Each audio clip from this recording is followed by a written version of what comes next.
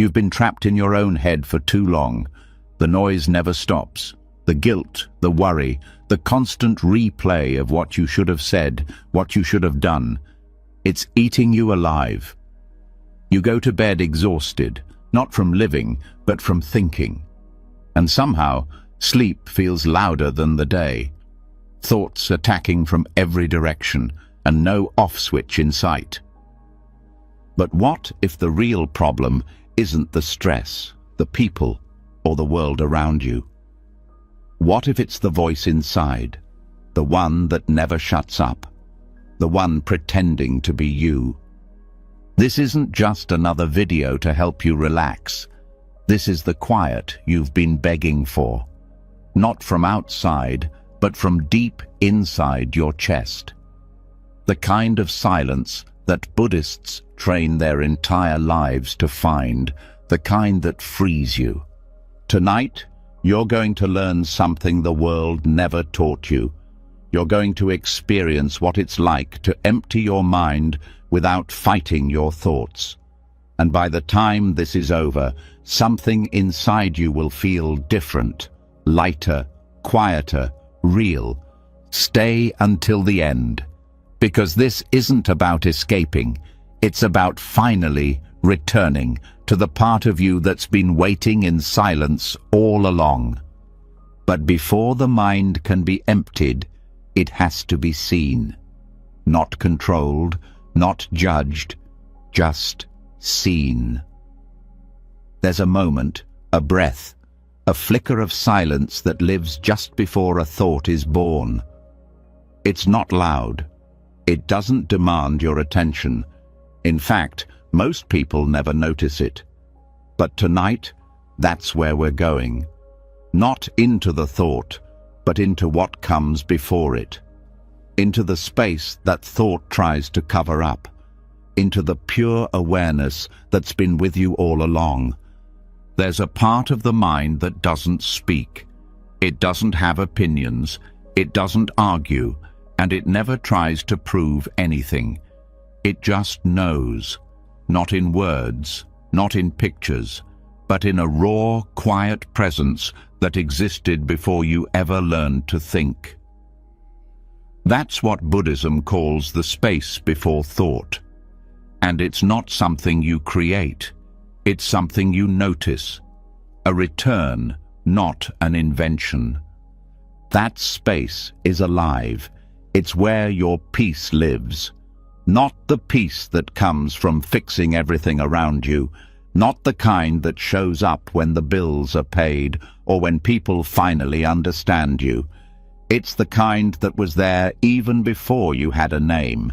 It's the you underneath the noise, the one that doesn't have anything to prove. Most people live their entire lives reacting to thoughts. One shows up and they grab it.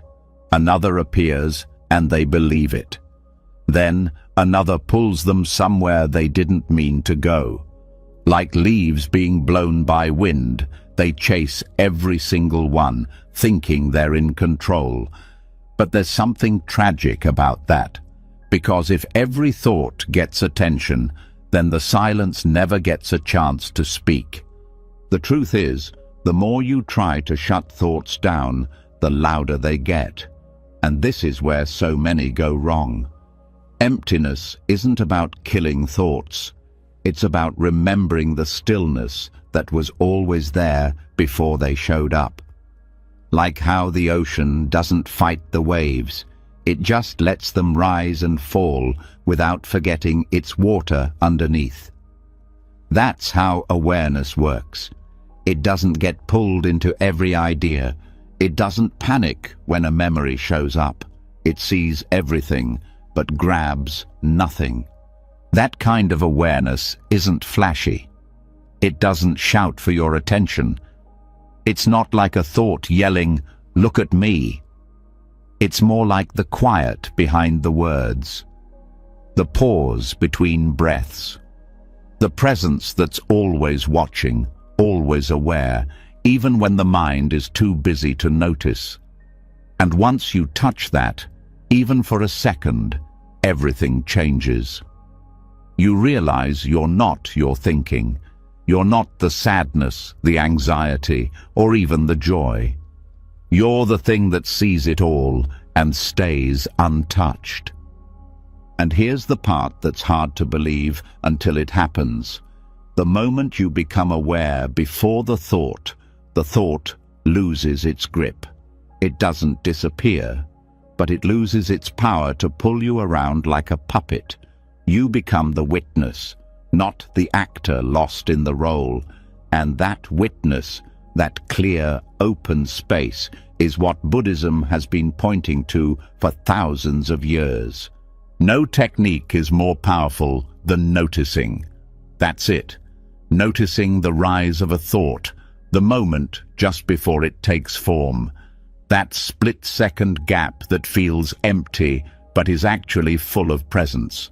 That gap is where your real mind lives. Not the one that speaks, but the one that watches. Not the one that plans, but the one that knows what is. And when you rest there, everything slows down.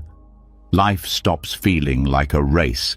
The weight of past and future drops. You stop being chased by your own head. This isn't about getting better at thinking. It's about discovering what exists before thinking even begins. There's nothing mystical about it. It's not reserved for monks or meditation masters. It's right here, right now, available to anyone who's tired of being pushed around by their own thoughts. Anyone who's ready to stop trying to win an argument inside their own skull and just wants to rest. The reason it's hard to notice this space is because the mind has a habit of immediately reacting, labeling, judging. This is good.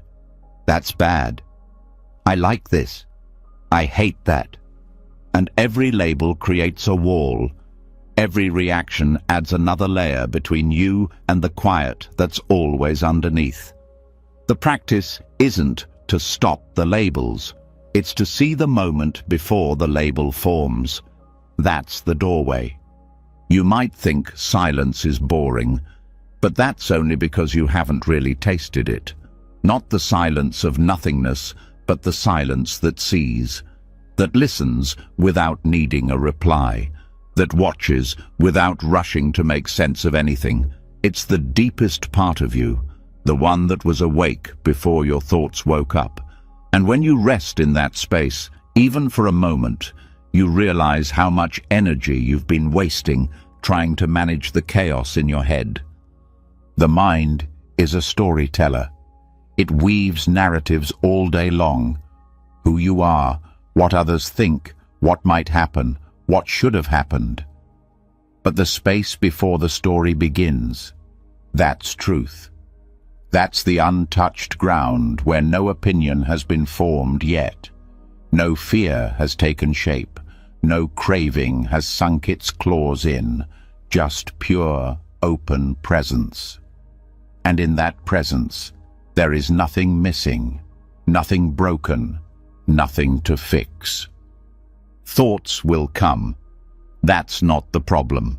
The problem is when they are mistaken for identity, when the thought "I failed" becomes "I am a failure." But if you sit in that space before the thought lands, you see it clearly. There is a thought arising. That's all. Not truth, not identity, just movement in awareness. Like a bird flying through the sky, it doesn't leave a trace. That's the magic of awareness before thought. It doesn't mean the end of thinking. It means the end of being controlled by thinking. It means the freedom to feel a thought without becoming it. To notice anger rising without becoming the angry person. To witness sadness without collapsing into it. You become the open sky. Thoughts are just passing weather. The mind will resist this. It will try to grab your attention. It will scream for resolution, for clarity, for a plan. But if you let those thoughts float by, like leaves on a stream, you'll find something astonishing. a presence that doesn't need anything, doesn't crave anything. It just is. That's the stillness you've been chasing in distractions, achievements, and relationships. But it was always right here, underneath the noise. There's nothing you need to do to access it. No technique, no chant, no belief system, just a gentle turning of attention, away from the content of thought and toward the space it arises in. That shift is the beginning of freedom, the beginning of emptiness, not as nothingness, but as wholeness without clutter. You can practice this anywhere, while walking, while sitting, even while lying down, listening to this. Simply notice the beginning of thought. Not the thought itself, but the flicker that comes before it forms. The slight tension in the mind just before the story begins. Rest there, no need to hold it. Just notice it, like watching ripples form on a pond. The stillness is the water before the ripple. That's the real mind. And it's always here, even when thoughts come and go. Sometimes people ask, how do I stay in that space? But that question is already a thought, already a movement away from it. The real answer is this: stop trying to stay. Just return, again and again, gently, with no pressure, with no goal. And every time you do, the gap becomes clearer. The stillness deepens, the noise softens, not because you forced it to, but because you stopped feeding it. You don't have to be perfect at this. You don't even have to be consistent. You just have to be willing. Willing to stop chasing the next thought. Willing to be quiet enough to hear what the noise was drowning out. Willing to feel what it's like to exist without needing to think yourself into being. Awareness doesn't need help. It doesn't need fixing. It's already whole, already free. The mind just forgot. It got busy trying to survive, trying to predict, trying to control. But tonight, let it rest, let it drift. Let the thoughts pass like clouds. You don't need to hold them. You don't need to fear them. Just keep noticing what's underneath. This is the beginning of an entirely different way to live, not one built on ideas, but one built on presence. A life that doesn't need to be thought about to be real. A life that starts in the space before thought and stays grounded there.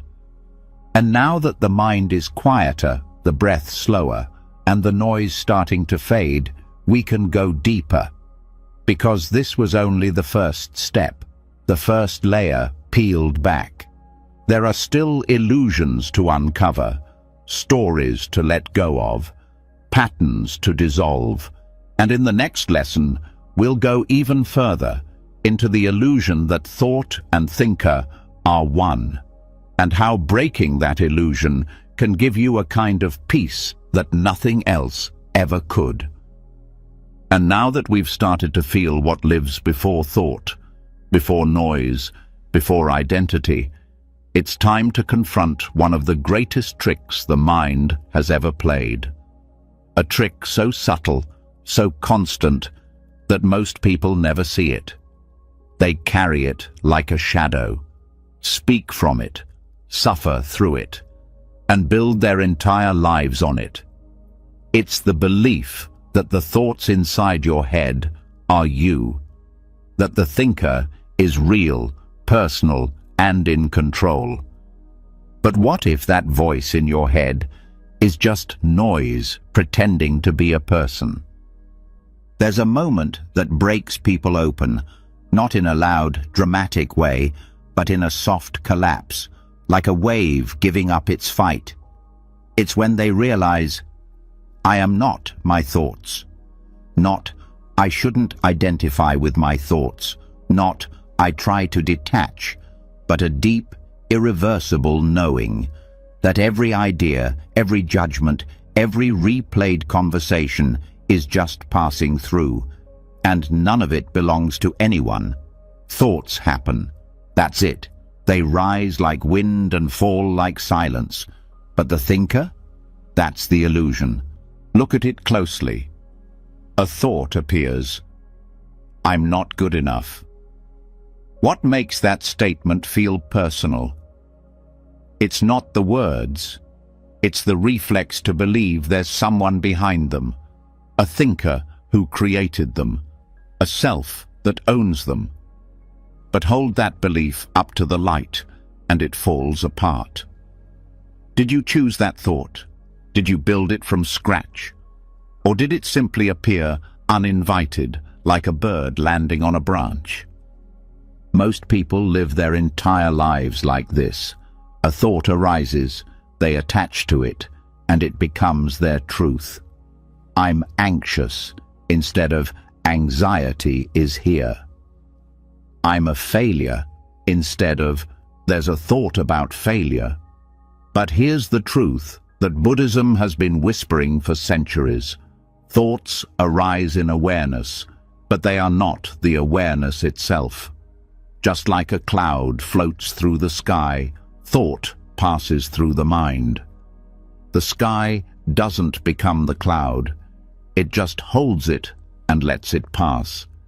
It's only when the thought is believed, when it's picked up and held like a precious possession, that suffering begins. That belief gives it power. But power isn't truth. Believing something doesn't make it real. And the thinker, the one who seems to be crafting every thought, it's not a person, it's just another thought. The thinker is a mental echo pretending to be the source. When you watch your thoughts closely, something strange happens. You start to see that they come from nowhere. They bubble up without permission. You don't decide them, they decide themselves. Thought after thought, like ripples in water stirred by unseen hands. And yet somehow each ripple says, "This is who you are," and we believe it. But here's the release. The one who believes, the thinker, is also a thought. Not a core, not a soul, not some fixed identity, just another appearance, another wave. And once that's seen, deeply seen, something inside relaxes. You stop trying to control your thinking. You stop needing every thought to make sense, because now you know the difference between thought and self. This isn't about pushing thoughts away. It's not about clearing your mind like scrubbing a dirty window. It's about sitting back and seeing that there's no one inside the thoughts. No little controller pulling levers. Just activity, just motion. You can be aware of a thought, just like you can be aware of a sound or a sensation, but you are not the sound, you are not the sensation, and you are not the thought. The belief in a thinker makes everything personal. A thought about failure doesn't hurt until it becomes my failure. A memory of pain doesn't burn until it becomes my pain. But what if there's no "my" in it? What if the pain is just pain, the thought just a thought, and the story just passing scenery? The ego is the story that glues all these thoughts together and calls it a person. But without belief, the glue dries up. The self unravels. Not in a scary way, but in a freeing one. The burden of being someone starts to melt. There's no role to perform, no image to protect, no narrative to defend, just presence. And that presence, the one that watches, never speaks in words. It doesn't have a voice. It has no opinion. It just sees, clearly, calmly, constantly. That's who you are underneath the noise, not the thinker, not the story, but the witnessing stillness beneath it all. When a thought appears and says, "I'm overwhelmed," awareness doesn't argue. It doesn't deny. It just sees. The thought comes, the thought goes.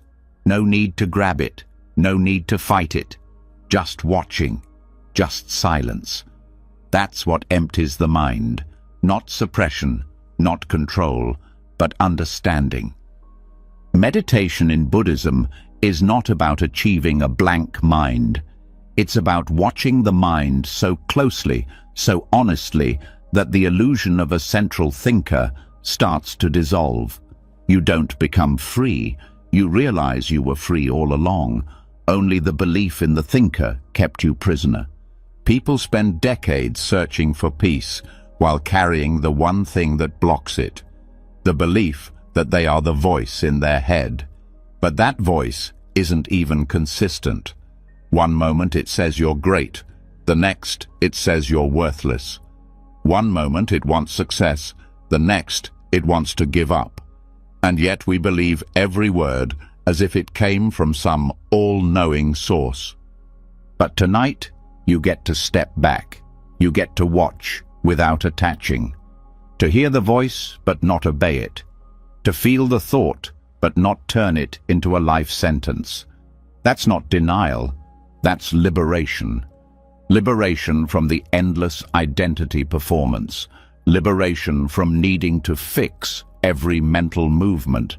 Liberation from the inner critic, the planner, the worrier, the judge. All just thoughts, none of them you. Thought is a tool. Like fire, it can warm or burn. But when you confuse the flame for the firekeeper, you start chasing smoke. You start arguing with your own mind, hoping it will finally say something kind. But it doesn't need to. You can hear it and let it pass. You can see it and stay rooted. That's the power of knowing. The thinker is not real. And this isn't some distant enlightenment goal. You don't have to sit in a cave or chant for hours. Just try this. The next time a thought shows up, pause. Feel the space between its appearance and your reaction. That space is you. The awareness that sees the thought but isn't consumed by it. Rest there. As you fall deeper into that awareness, something beautiful happens. The inner dialogue begins to fade. Not because you silenced it, but because you stopped believing in its author. And when the author disappears, the story loses meaning. The mind begins to rest, like a lake finally calming after a storm. Clear, still, deep. The most peaceful moments don't come from answers. They come when the questioner disappears, when the internal chatter slows, when there's no one left trying to explain, justify, or prove.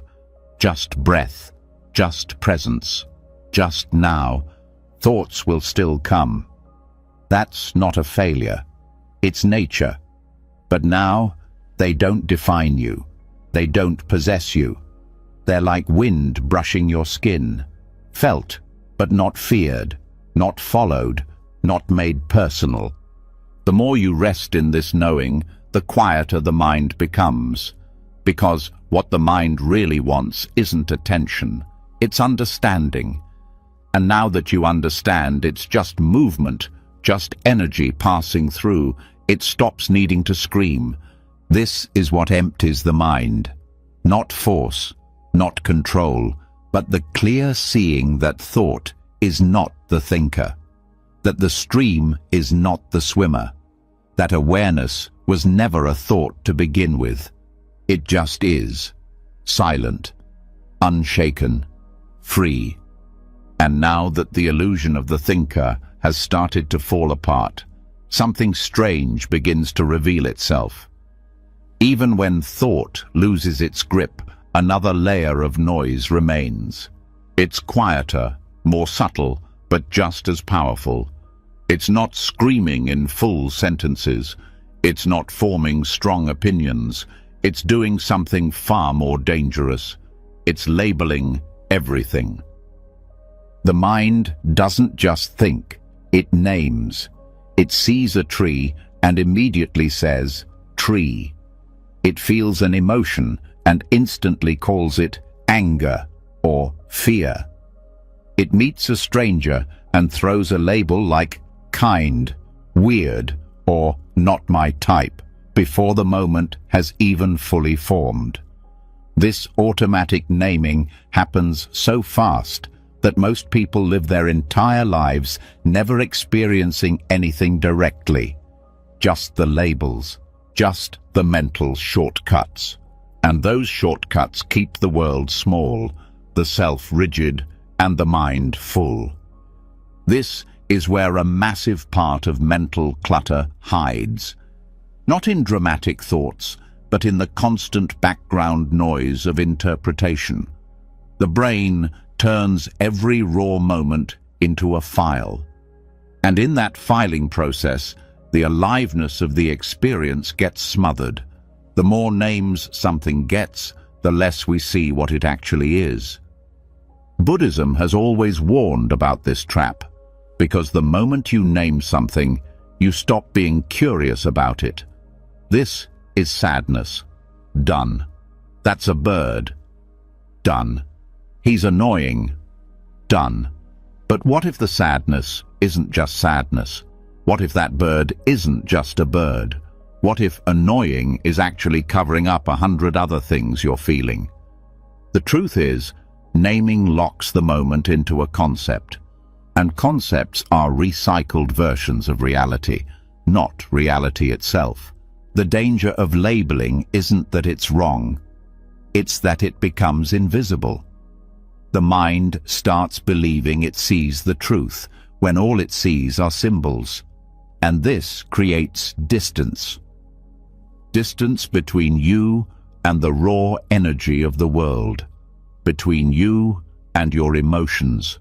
Between you and the person sitting across from you. You're not seeing them. You're seeing your mind's shortcut version of them. And suddenly, life becomes a slideshow of assumptions. Language is a tool, but when the tool starts running by itself, it builds walls. Every time something is named, it's pinned down. It's frozen. It's boxed. And soon, the whole world is reduced to a series of categories, like labels on jars: safe, predictable, and dead. There's no wonder, no awe, no depth in a life that's constantly filtered through names. This is what Zen practice tries to point at with koans and paradoxes. It's not about confusing the student. It's about shaking them out of the habit of relying on logic and labels. It's about breaking the need to define everything.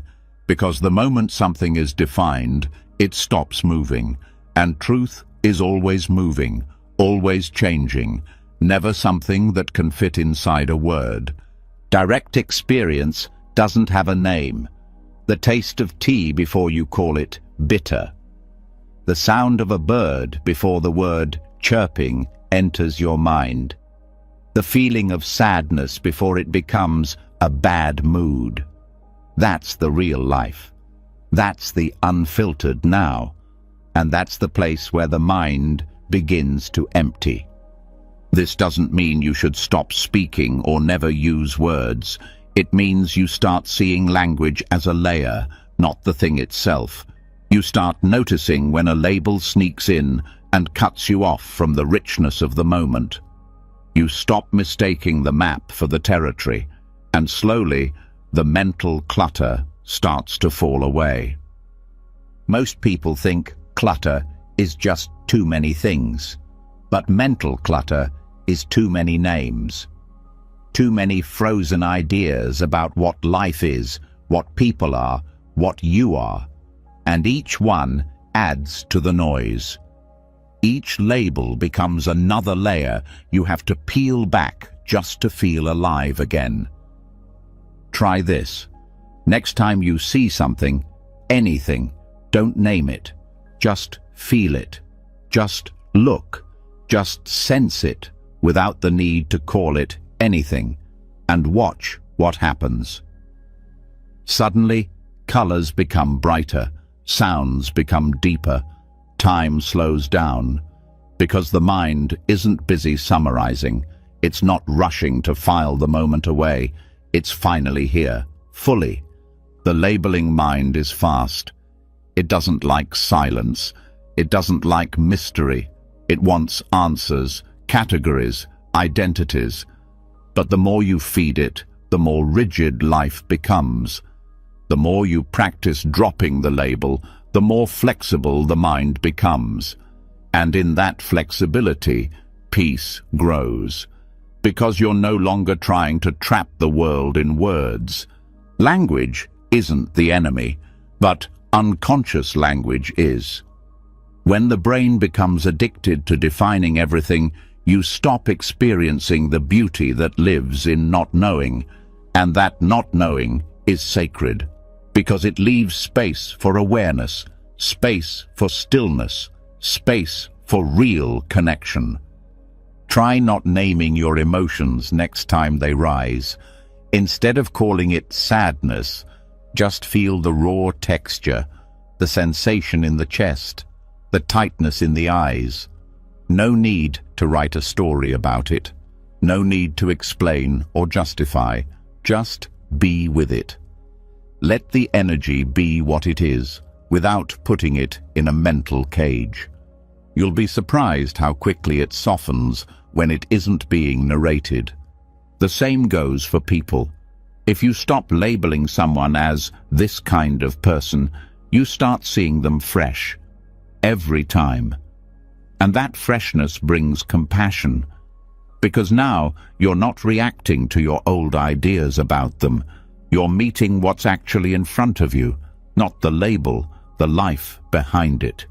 Children do this naturally. Before they learn all the words, they experience everything directly. They don't say flower and move on. They stare, they touch, they wonder. That openness is still inside you. It just got buried under years of mental labeling, but it's not gone. It's never gone. It just needs space. Naming becomes a kind of control, a way for the mind to pretend it understands life, but the more it names, the more it clings. This is mine. That's how I feel. This is what it means. But what if you stop trying to control the moment? What if you let it live without needing to define it? That's what Buddhist mindfulness really is. Not perfect focus, not constant calm, but raw presence. A moment-to-moment awareness that notices the urge to name and gently lets it go. That sees the thought, "This is boring," and chooses to stay curious. That hears the mind say, "I know what this is," and replies, "Maybe I don't." Because the truth is, we don't really know anything, not deeply, not totally. And that's not a weakness, it's a doorway. The moment you admit, "I don't know," your mind stops racing. It stops preparing, it stops filtering, and in that stop, the noise fades. Without naming, your body starts to speak louder. You feel things more fully. The breath deepens, the muscles relax. You become more present because the mind isn't trying to label or fix the experience. It's finally quiet enough to listen. This is how the grip of conceptual thinking begins to loosen, not by fighting language, but by seeing through it, by remembering that a label is just a sound, a pointer, not the thing itself. The more you return to the raw experience, the more freedom you find. And in that freedom, the mind starts to empty. Not because you shut it down, but because you stopped filling it with names. You stopped believing that every moment needs to be explained. Some moments just need to be lived, fully, wordlessly. That's what the Buddha meant when he talked about direct experience, not filtered through belief, not narrated by the inner voice, just life, unspoken and pure. And when you rest there, you realize silence is not the absence of sound, it's the absence of naming, the absence of interpretation, the absence of mental clutter pretending to be understanding. Now that the habit of labeling has started to lose its grip, something unexpected begins to surface.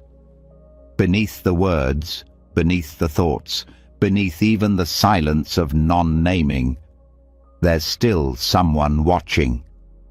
A quiet presence that says, "I'm observing now." It seems peaceful at first, even spiritual, but look closer. That too is a layer, a subtle identity, a mask of control. And the mind, clever as it is, hides behind this mask thinking it has found freedom.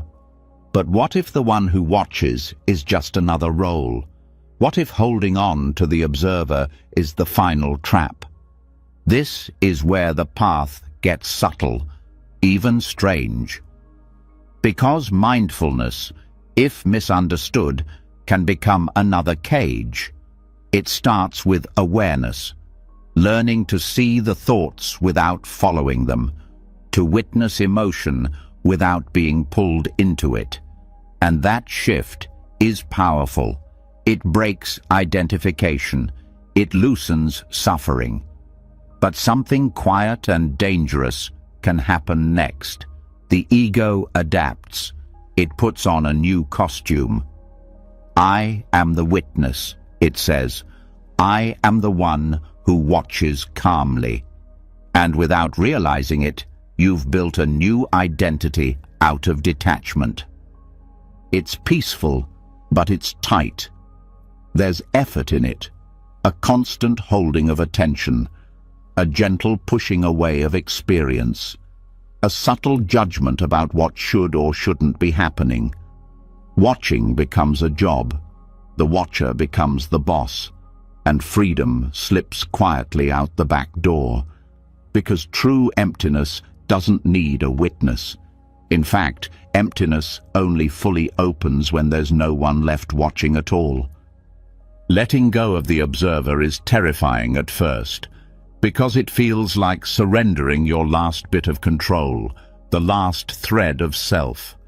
But that thread is still tension, it's still separation. And as long as the observer remains, there's always a gap between life and the one experiencing it, a split, a distance, and in that gap, suffering finds a way in. The Buddhist masters warned about this. They spoke of the watcher trap, where meditation turns into surveillance, where presence becomes stiffness, where attention turns into a silent effort to remain above the experience. But real presence doesn't hover. It dissolves, it merges, it disappears completely. There's a kind of watching that isn't coming from a person. It's just awareness, natural, wordless, free of a center. It doesn't say, "I'm here now." It doesn't claim insight. It doesn't hold a position. It just is. And that's the difference. The observer claims. True awareness doesn't. The observer separates. True awareness includes. The observer watches, like a parent watches a child. Awareness simply experiences, without commentary, without ownership. To let go of the observer is not to lose awareness. It's to lose the idea of being the one who's aware. It's to drop even the subtle I that says, "Look how present I am." It's not a movement you make. It's a soft falling back, a dissolving, A giving up of control so complete that even the one who lets go disappears. This is the final letting go, because every layer before this had something to release. A thought, a label, an identity. But this one asks for everything, even your idea of yourself as the spiritual one, the mindful one, the seeker, the awakened. All of it has to go. And what's left isn't emptiness as absence. It's emptiness as fullness. Life without edges. Awareness without an owner. That shift cannot be forced. It happens when the watching becomes too heavy, when mindfulness turns into tension, when the one trying to be present finally gets tired. So tired, it lets go. Not because it wants to, because it has no energy left to hold on. And in that collapse, in that surrender, silence returns. Not the silence of effort, but the silence of no one being there. Even now, part of the mind may be trying to understand this, to grasp it, to prepare to experience it. That's normal. That's just the observer tightening its grip, trying to stay in charge. But this isn't something to understand. It's something that happens when there's nothing left to do, when all trying is gone. And the watcher, who spent so long pretending to be peace, fades into the background and never returns. This doesn't mean you disappear. It means the illusion of separation disappears. Life continues. You walk, talk, breathe. But there's no sense of being the one who's doing it. It's just happening. Without a center. Without commentary. Without a watcher saying, "Now I'm watching." Many people stop at the witness stage. It feels safe. It feels spiritual. But deep down, they know something is still being held. Some identity is still alive, and that aliveness carries tension. If you watch it closely, you'll feel it. A tightness in the belly, a subtle fear behind the eyes, a need to remain in control. That's the clue. The watcher is still playing the game. Letting it go doesn't mean becoming mindless. It means letting experience live without being observed. Letting the moment unfold without inserting yourself into it. Without narrating, without tracking, without trying to stay present. Just being. Not being aware of being, just being. This kind of presence can't be described, because description already breaks it. It's like trying to explain silence by making noise. It's a state beyond commentary, beyond concept, beyond witnessing. It doesn't need to be maintained. It doesn't need to be remembered. It's not an achievement. It's what was always here, under the effort to be here. The observer says, "Be careful, don't lose yourself." But that fear is the last defense of the ego, because when the watcher drops, the self goes with it. And what's left is not nothingness, it's everythingness. A vast, open stillness that holds all things, needs nothing, resists nothing. It doesn't speak, but it answers every question, not with words, but with presence. Try noticing it now, not by trying to be present, but by letting go of trying to be present. Let the effort drop. Let the one who watches rest. Let the attention dissolve into the experience itself, not watching the breath, being the breath, not watching the moment, being the moment. You don't need a self to experience this. In fact, the self is what prevents the experience. The watcher is like a finger pointing at the moon, useful at first, But at some point, it has to be put down. Otherwise, you keep staring at the finger and miss the moon completely. And when it goes, when the watcher finally fades, something beautiful happens. Everything softens. You no longer sit in awareness. You are awareness. The separation is gone.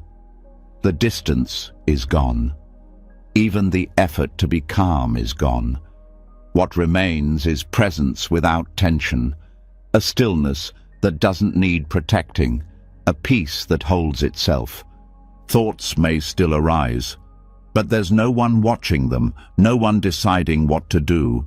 They rise, they fall, they pass, and in their passing, the silence deepens. Not because you made it happen, but because the one who was trying to make it happen is gone. This is what the deepest Buddhist teachings point toward, not just quieting the mind, but dissolving the one who was trying to quiet it. Not just watching thoughts pass, but letting the one who watches pass, too. Until there's no one left to witness peace, there's just peace. And now that the watcher has been seen for what it is, just another mask the mind wears to feel in control, we come to something even more intimate, something that doesn't hide behind thoughts or pretend to be wise. It shows up raw, hot, and urgent. Emotion. The one thing that makes even seasoned practitioners flinch. Not because it's complicated, but because it feels so real. But what if emotion, too, is just a passing event? What if feeling something deeply doesn't make it true? This is where most people get pulled back in. The mind becomes quiet, the observer drops, but then a wave of sadness rises, or a flash of anger. And without realizing it, the person who thought they had emptied their mind suddenly finds themselves drowning in a storm of feeling. Not because the feeling is too strong, but because it was believed, it was touched, it was resisted, labeled, or owned. And that's when it sticks. Emotions are not problems. They're not signs of weakness or something to be healed. They are mental weather, temporary bursts of energy that pass through the system. But the moment you resist them, they linger.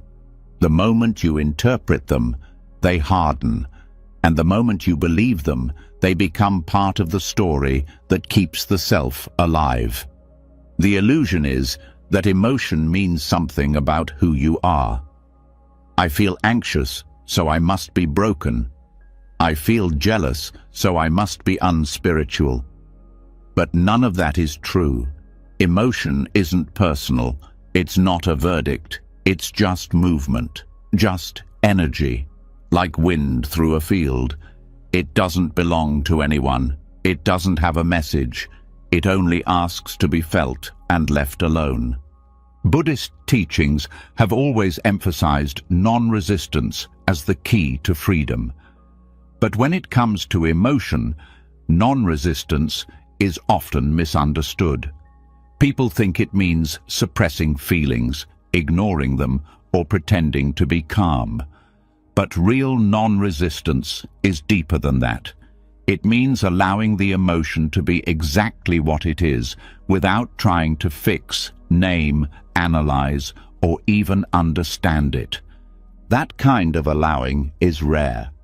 Most people want emotions to behave, to come on time, leave quickly, and never make a mess.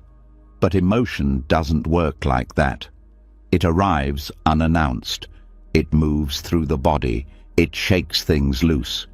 And if it's not interfered with, it leaves on its own, without residue, without scars. The reason most people suffer through emotion is not because the emotion itself is painful. It's because they fight it. They wrap it in language. They judge it. They ask why it's here. They tell stories around it. And every bit of that mental activity creates tension. That tension traps the emotion in place, like trying to hold water in a net. The tighter you grip, the messier it gets. Non-resistance means letting the water pass through. It means noticing the sensation of sadness without naming it, feeling the heat of anger without feeding it, observing the pressure of fear without needing to explain it. Not because you're detached, but because you're deeply present, so present that you don't need to interfere. The key is to feel without adding, to sense without spinning. Emotions, when untouched, resolve themselves. They rise, they peak, they fall. That's their nature. And if allowed to move freely, they don't leave behind confusion or pain. They leave behind space. Spaciousness is what remains when emotion completes its natural cycle. But this is hard to trust at first, because the mind is used to doing, to managing, to interpreting every feeling as a problem to solve. Why do I feel this way? What does this mean? How can I stop it? But none of those questions are useful.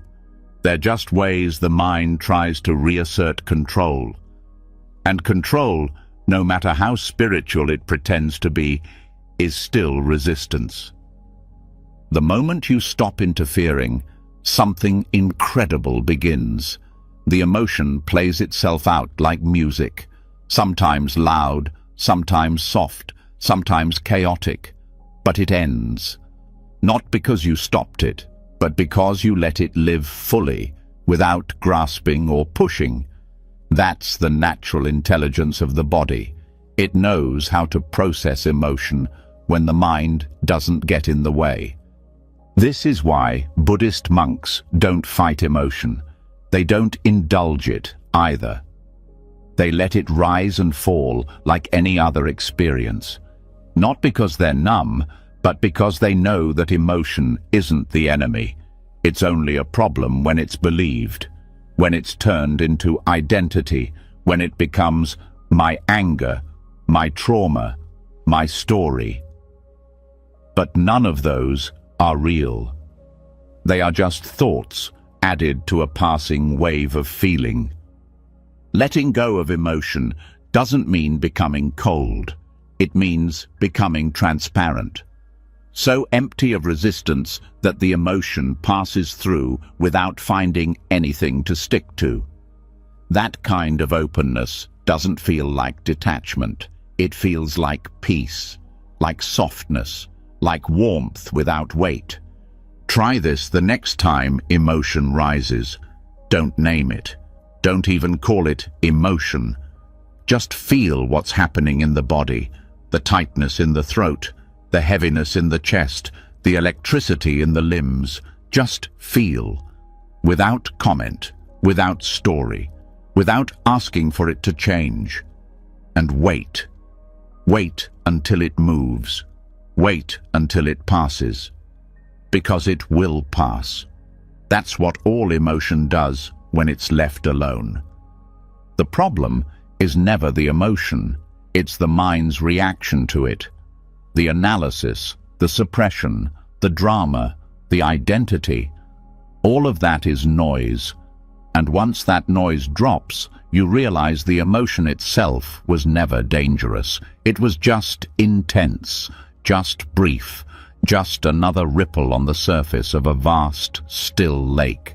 That stillness is who you are. The emotions are just weather. And when you stop trying to control the weather, you get to enjoy the peace of the sky behind it. That's what Buddhist practice points toward. Not a life without emotion, but a mind that no longer makes emotions into a problem.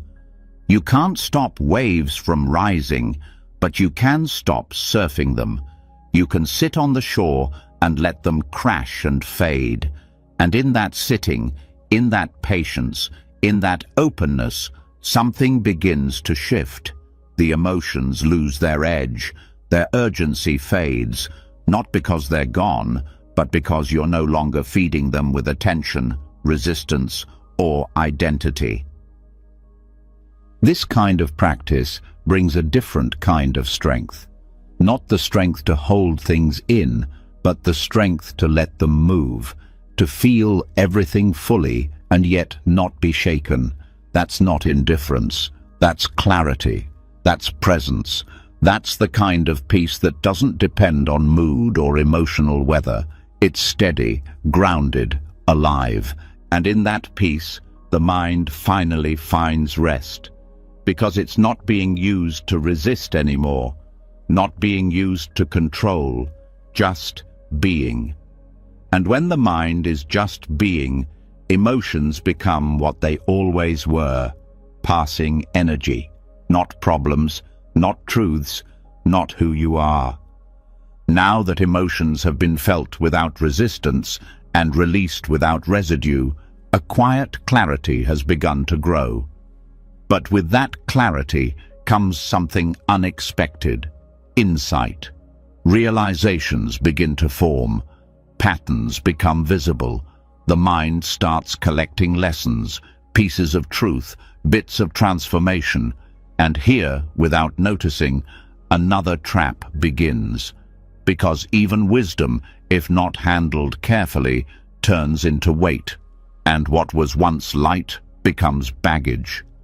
The mind, even in awakening, has a habit of accumulation.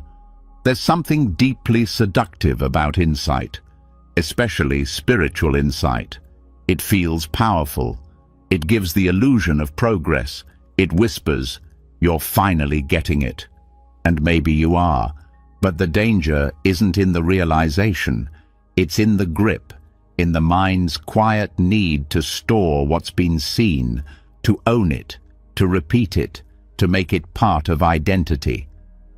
The seeker becomes the knower. The student becomes the teacher. And the openness that allowed insight in begins to close. Wisdom, when hoarded, becomes noise. Not because it's wrong, but because it's no longer alive. It's been frozen into a concept, a belief, a story. And now, instead of flowing through awareness, it clutters it. Just like too many clothes in a suitcase, even beautiful things can become a burden when packed for too long. Buddhism has always warned about attachment, not just to objects, people, or emotions, but to understanding. The mind wants to turn insight into a trophy, something to revisit, something to repeat. But truth doesn't live in memory. It lives in the moment. And the moment can't be carried. It can only be entered. There's a difference between living wisdom and storing it. When it's lived, it's invisible. It doesn't speak in quotes or flashbacks. It moves quietly. It acts without thinking. It responds without reference. That kind of wisdom leaves no trace. It rises when needed, disappears when not. It's not something you hold. It's something that flows through you. But the mind fears forgetting. It wants to write everything down, repeat it, memorize it. It's scared that if it lets go, the lesson will disappear. But the truth is the opposite. What's real doesn't need to be held. It returns when it's needed, not because you remembered, but because you remained empty enough for it to arise again.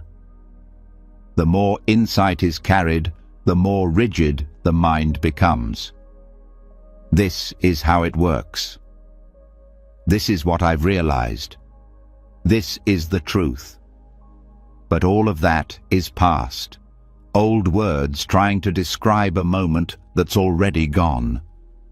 And the moment now unfolding, it's not the same. It needs fresh eyes, not remembered eyes.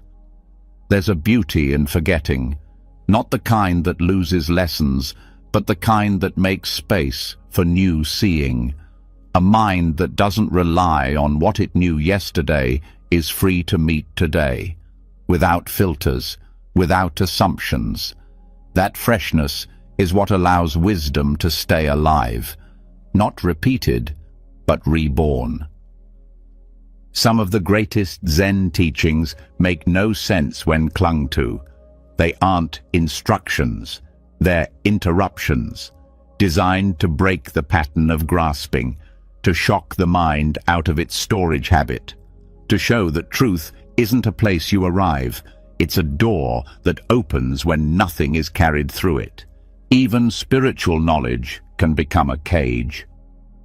When the mind starts measuring progress, comparing realizations, quoting teachings, it's not being wise, it's being clever. And cleverness is loud. Wisdom is quiet. One talks about what it knows, the other listens to what is. Letting go of accumulated insight is not forgetting, it's trusting. Trusting that presence is smarter than memory, that clarity doesn't need a reference point, that freedom isn't built on what you've learned, but on what you're willing to release.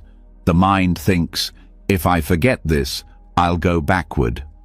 But there's no backward on this path, only deeper. And depth doesn't come from collecting more. It comes from holding less, from becoming so empty that wisdom doesn't visit. It lives in you.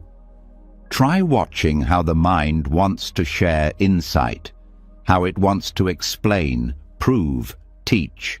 That's not wrong. But notice the tension in it, the grasping, the self-importance. That's the residue. That's where wisdom has turned into identity. And identity, even spiritual identity, is noise. True knowing doesn't need to speak. It doesn't need to convince. It expresses through being, through presence, through the silence behind every action. That's the wisdom that empties rather than fills, that leaves space rather than stories.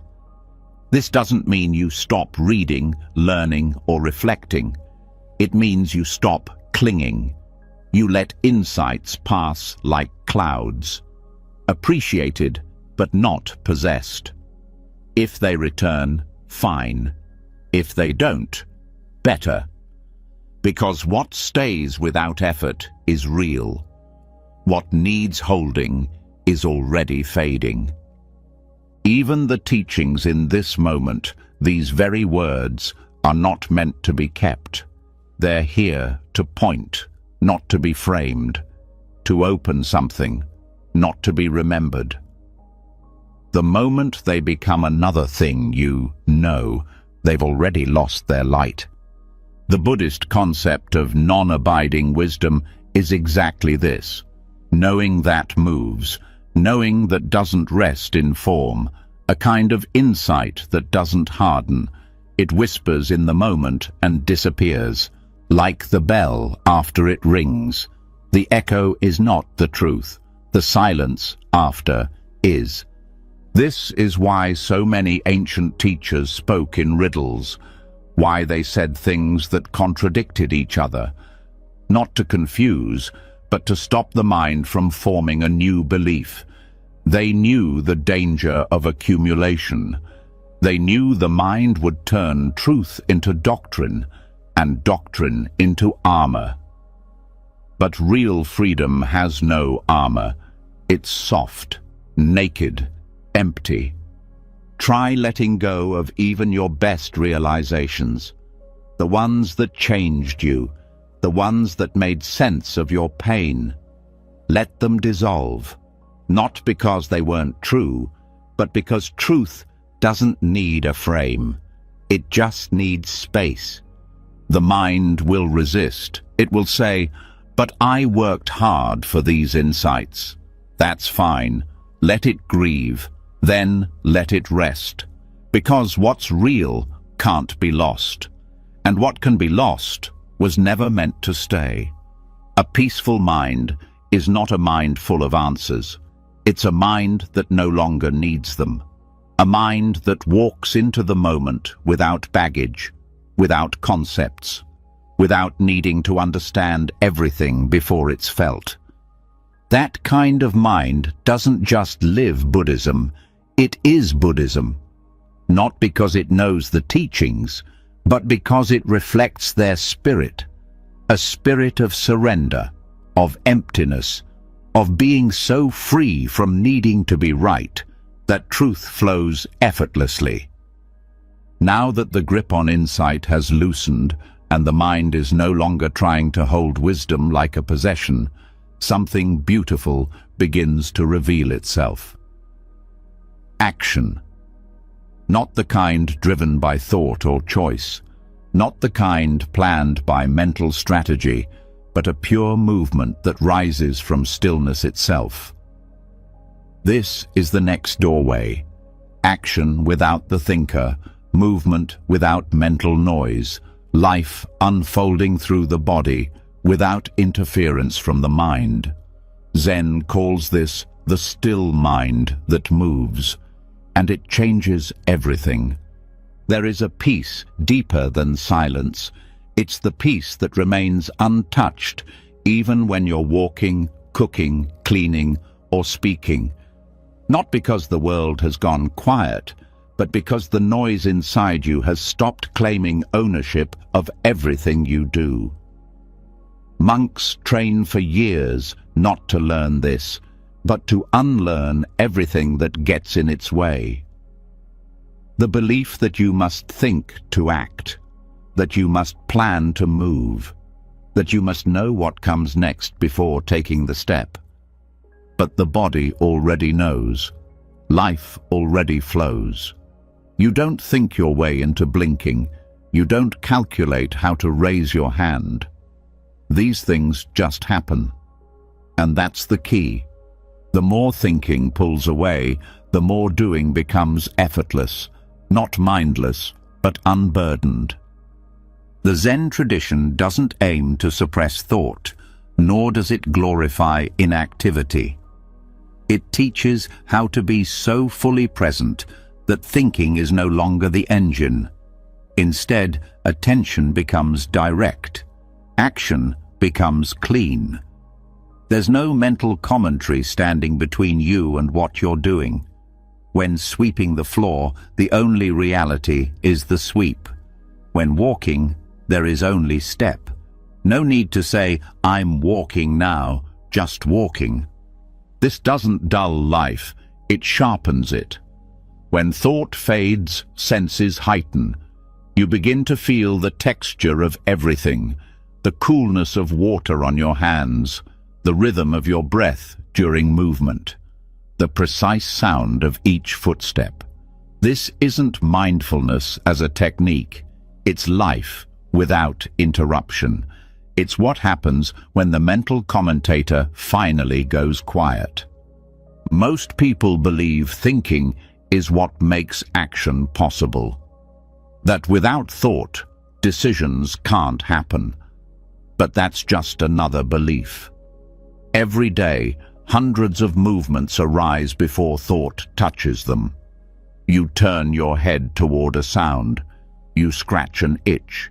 You catch something falling. No inner voice planned those actions. They just occurred. And that same intelligence, the one behind those small, immediate movements, is more than capable of guiding your entire life. But thought wants to own everything. It jumps in right after a movement and says, "I did that," and you believe it.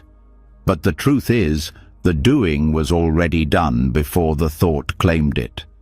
There's a gap, a moment of pure flow, where the mind hasn't had a chance to insert itself yet, and in that gap, freedom lives. Zen monks wash dishes not to finish them, but to wash. They eat not to be full, but to eat. Each act is whole, not a means to an end, not a distraction, not a task on a list, just a complete experience unfolding in the now.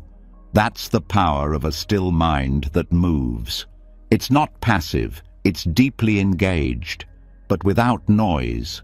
You can feel this difference even in small things. When you pour a glass of water while thinking about something else, it feels mechanical. But when the mind is quiet, the movement becomes sacred. Not because of the water, but because of your absence. The absence of the me that constantly narrates everything. And that absence opens space. In that space, clarity moves. This doesn't mean never thinking. It means no unnecessary thinking. It means allowing thought to rest when it's not needed. So the mind becomes like a lake on a windless day, reflective, still, ready. Then, when action is needed, it rises cleanly, like a pebble dropped in water. One ripple, one response, no excess. The beauty of this is how practical it becomes. Even in chaotic moments, the still mind doesn't panic. It sees clearly. It moves precisely, because it's not lost in stories. It's not stuck in hesitation. It's not pretending to be in control. It just acts. Like a skilled musician playing a note, not because she's analyzing, but because her hands know the way. This is not magic. It's what happens when the mind is no longer afraid of not knowing, when it no longer needs to explain each movement to itself, when it trusts that presence is enough, that listening is smarter than planning, that stillness is more powerful than thinking. Try this in daily life. Next time you walk, walk without the voice in your head describing it. Let the feet move. Let the breath flow. No script, no inner commentary.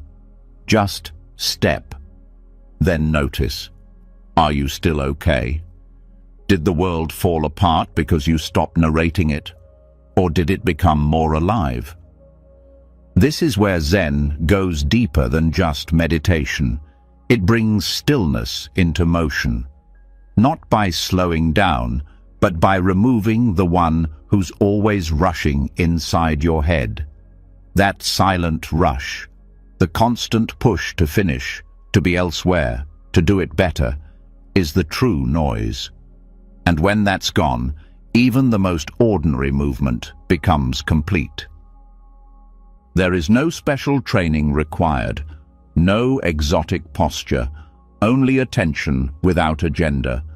You don't move to impress, you don't act to accomplish, you just act.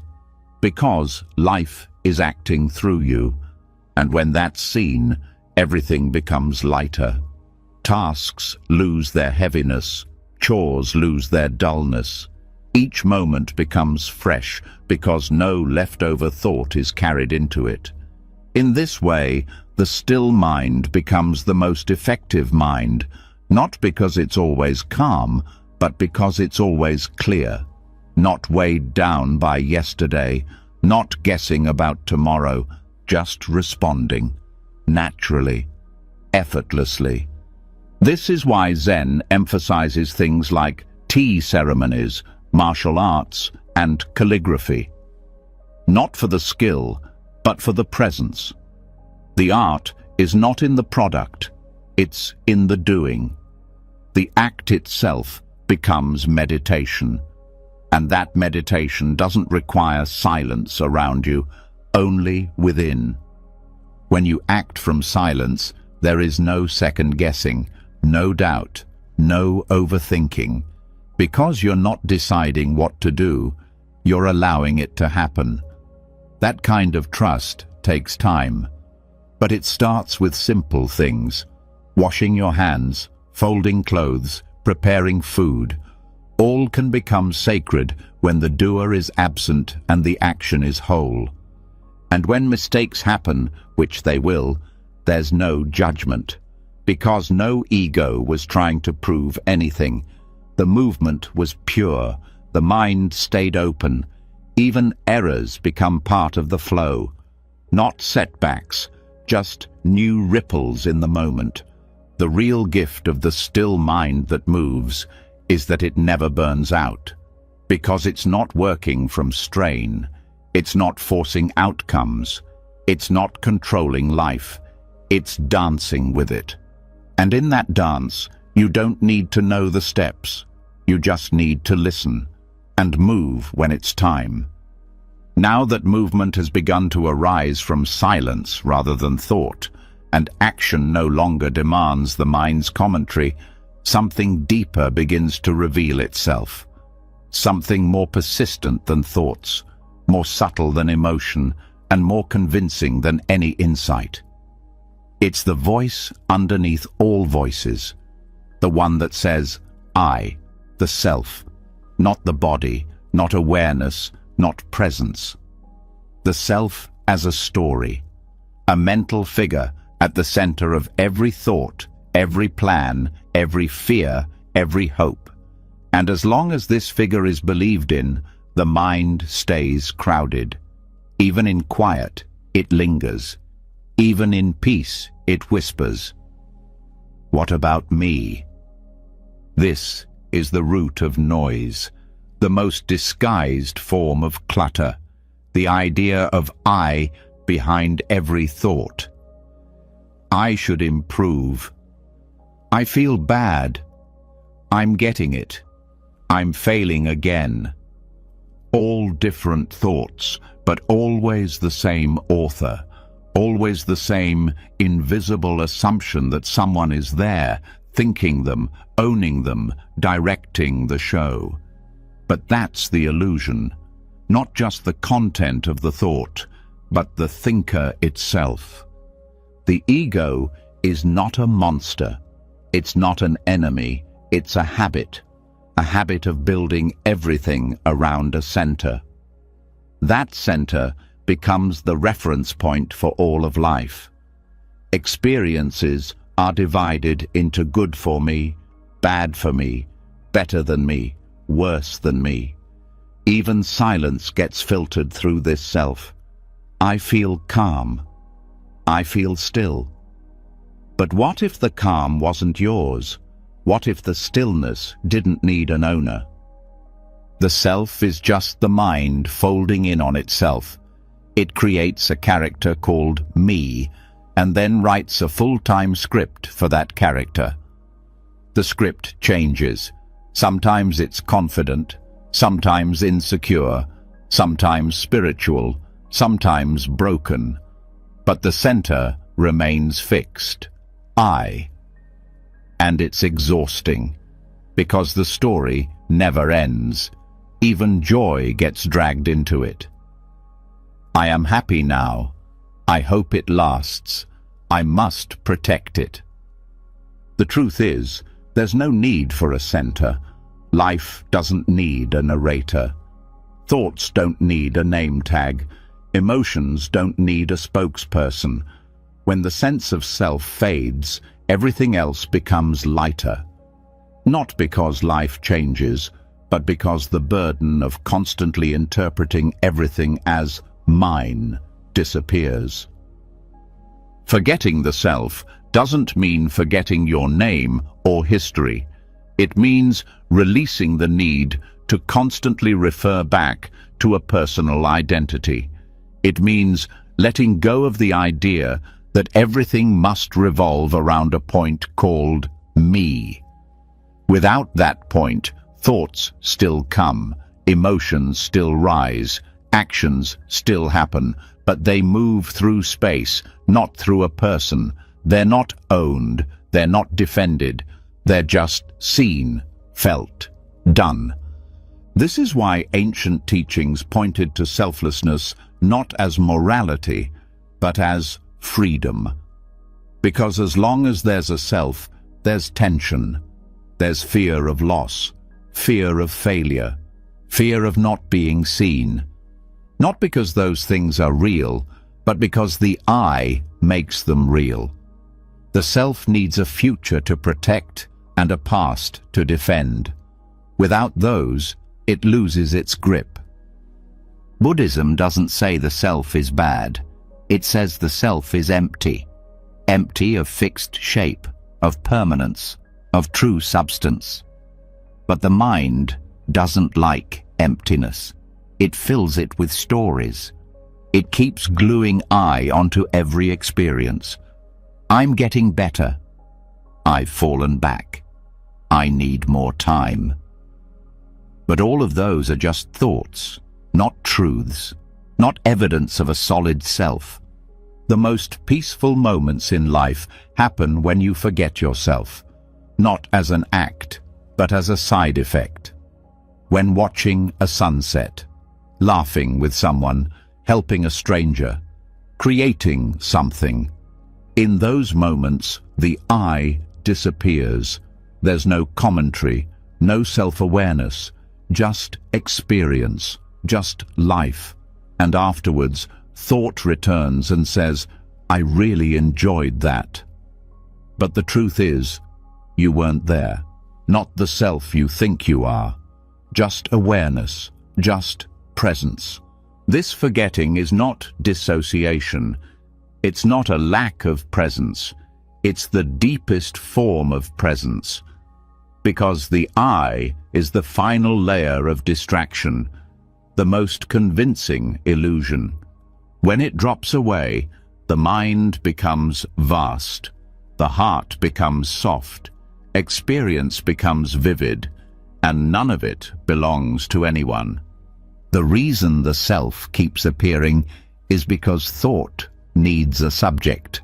Language is built that way. I feel, I think, I want. But underneath the grammar, there's just sensation, just movement, just thought, without ownership, without a center. And that's where peace lives, not in the content, but in the lack of possession. Ego doesn't survive on thought alone, it survives on attention. Every time a thought about me is believed, the self gets stronger.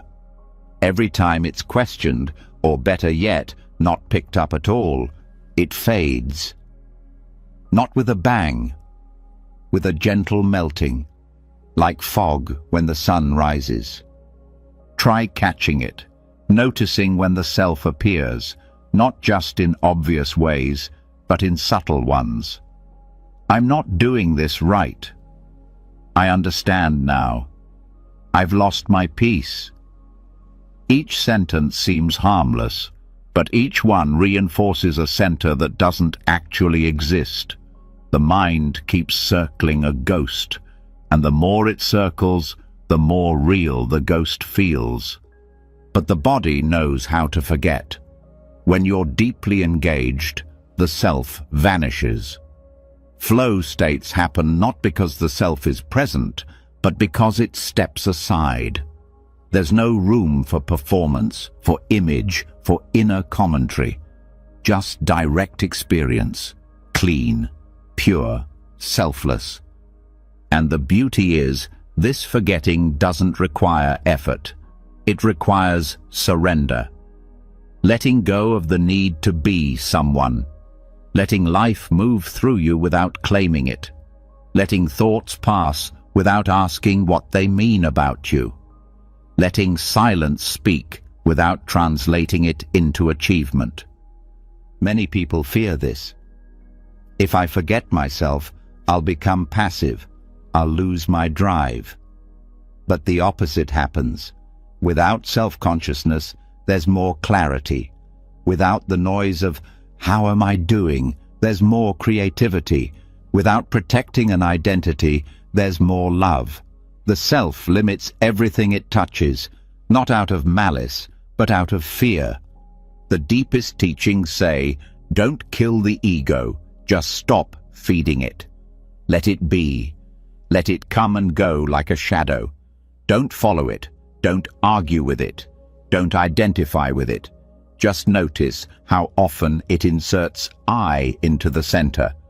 And then look closer. What is that I, really? Can you find it? Can you hold it? Or is it just a shape made of thought?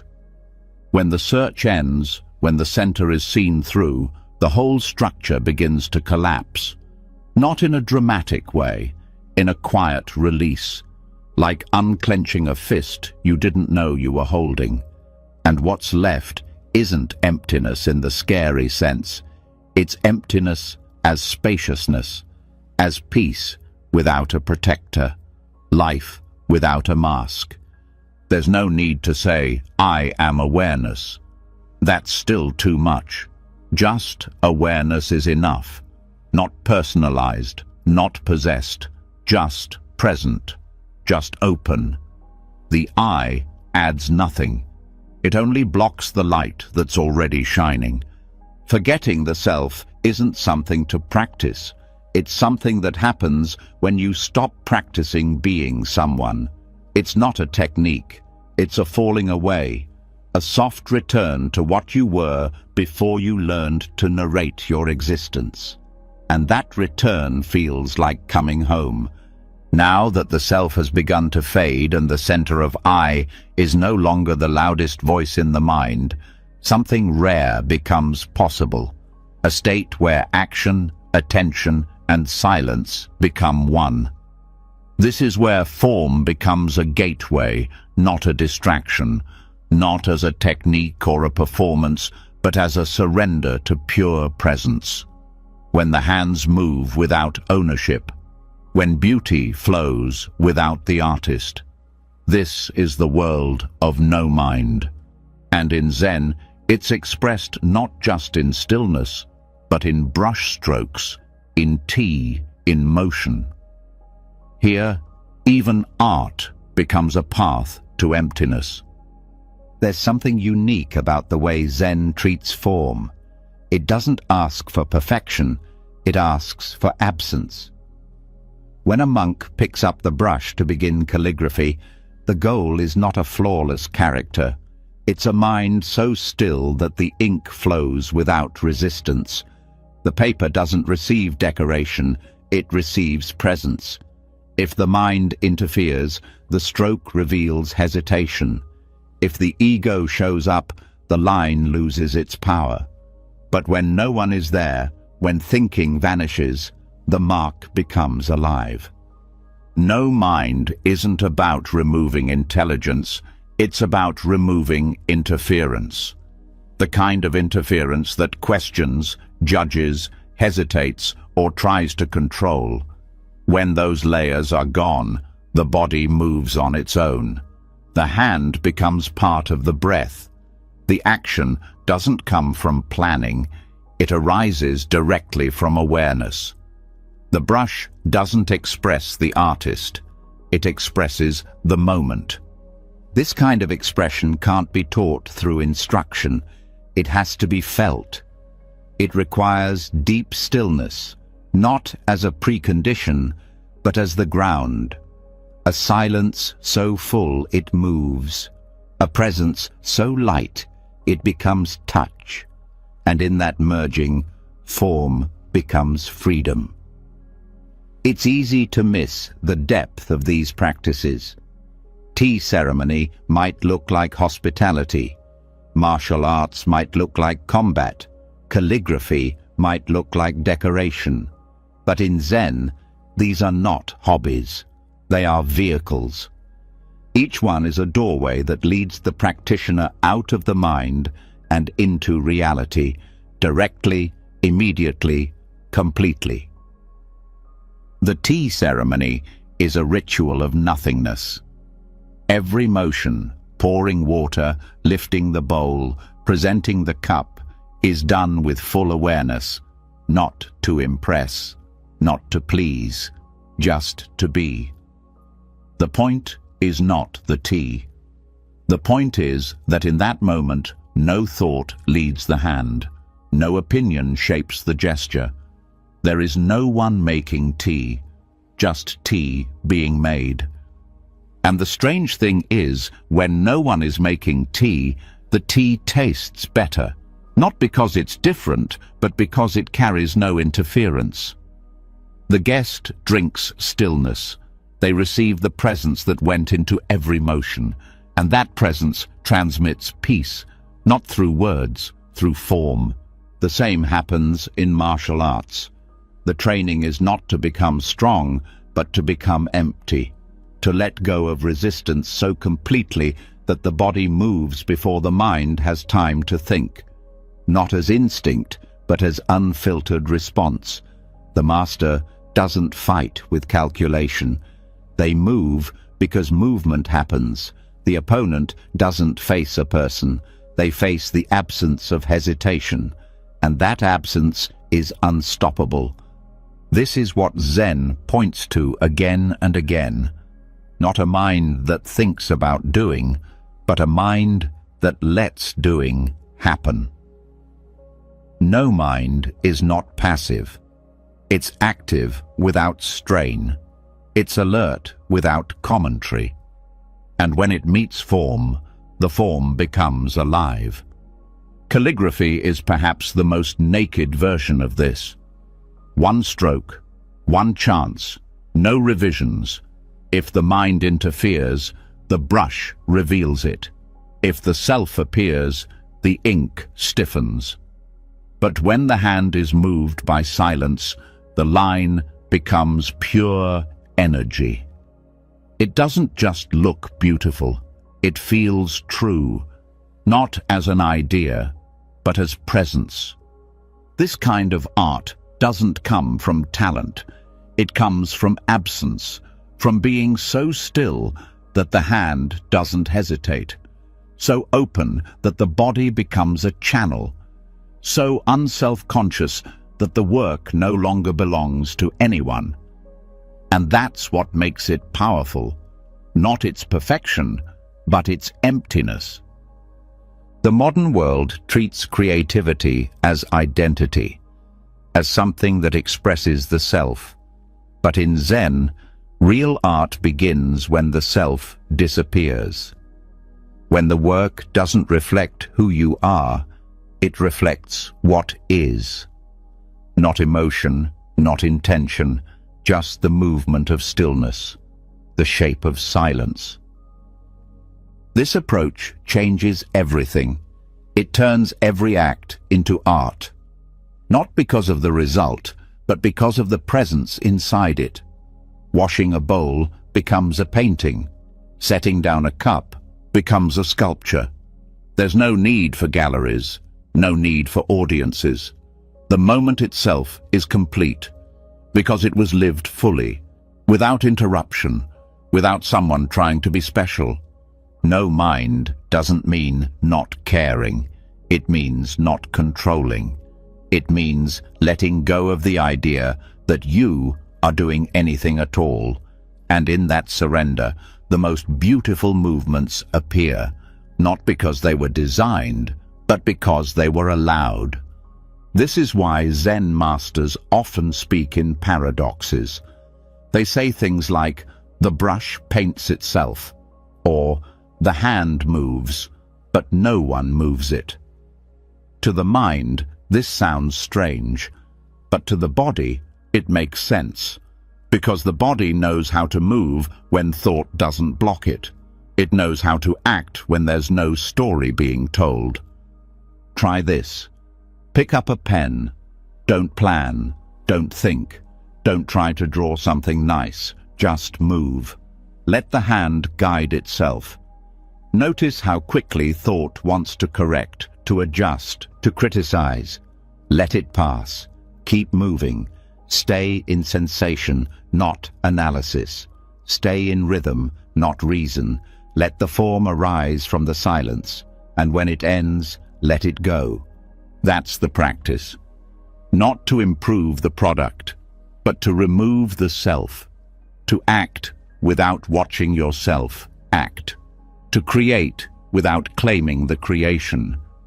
And in that space, peace is not something you try to feel. It's something that expresses itself through every motion. Zen doesn't say, stop doing. It says, stop doing from the mind. Let the hands be moved by stillness. Let the feet walk from silence. Let art arise because no one is there to interfere. And when that happens, you'll see that the most beautiful actions are not the ones performed perfectly, but the ones done without a person performing them. Even mistakes become part of the dance. A drip of ink, a crack in the cup, a misstep in the form. None of it ruins the moment, because nothing was being held, nothing was being proven. The mind that doesn't cling can never be disappointed, because it never expected. It just responded. And that's what makes Zen art different. It's not about what you make, it's about how you disappear while making it. The more absent the artist, the more alive the art. The more silent the hand, the more powerful the movement. And in that space, the mind empties, not through force, but through expression. Not by avoiding form, but by going so deep into it that no one remains to claim it. Now that the body has begun to express stillness through movement, and action no longer carries the weight of a performer, the space around those actions begins to glow with a quiet power. There is a rhythm in life that most never notice, not just in what is done or said, but in what is not. Every chant has a pause, every breath a gap. Every mantra, no matter how sacred, begins and ends with silence. And it is in that silence, between repetitions, between sounds, where the deepest stillness lives. Most people focus on the mantra itself. The word, the vibration, the repetition. They believe that the sacred power lies in the syllables, and in many ways it does. Sound can cut through thought. It can stabilize attention. It can carry the mind toward presence. But if attention stays glued only to the sound, something is missed. The very thing that sound comes from and returns to. Silence. Chanting is not about filling space. It's about revealing it. The mantra is the wave. But what holds the wave? The ocean. The pause between chants is not a break. It's the doorway. In that pause, the mind is most still, not because of effort, but because it has nothing to grab. There is no word to follow, no rhythm to rely on, just stillness, hanging in the air, waiting to be noticed. That moment is delicate. Most miss it. They rush to the next repetition, afraid of losing momentum. But what they're really running from is silence. The mind doesn't know what to do with it. It can't control it. It can't explain it. So it fills it with more sound, with more repetition, with more doing. But if you stop, if you wait, if you let that space unfold without rushing past it, something begins to open. A presence that is deeper than mantra. A stillness that is not made, but discovered. The gap between chants is not empty. It's full of awareness, full of peace, full of the same essence that gave rise to the chant in the first place. It is not a pause in practice. It is the point of practice. The mantra is a tool. The silence is the destination. Buddhist masters have always pointed to this, that true meditation is not in the act, but in the awareness that surrounds the act. The same way a bell is not heard only in the strike, but in the fading echo. That fading, that emptiness, is where the mind can rest, not because it was forced to stop, but because it finally has nowhere left to go. In mantra practice, noticing the space between sounds changes everything. Suddenly, chanting becomes less about rhythm and more about surrender. The pause stops being dead time. It becomes alive. Alive with subtle presence. Alive with the flavor of something deeper than words. Try listening for that gap. Really listen. Not just with your ears, but with your whole being. Let the final syllable dissolve. Let it fall into silence.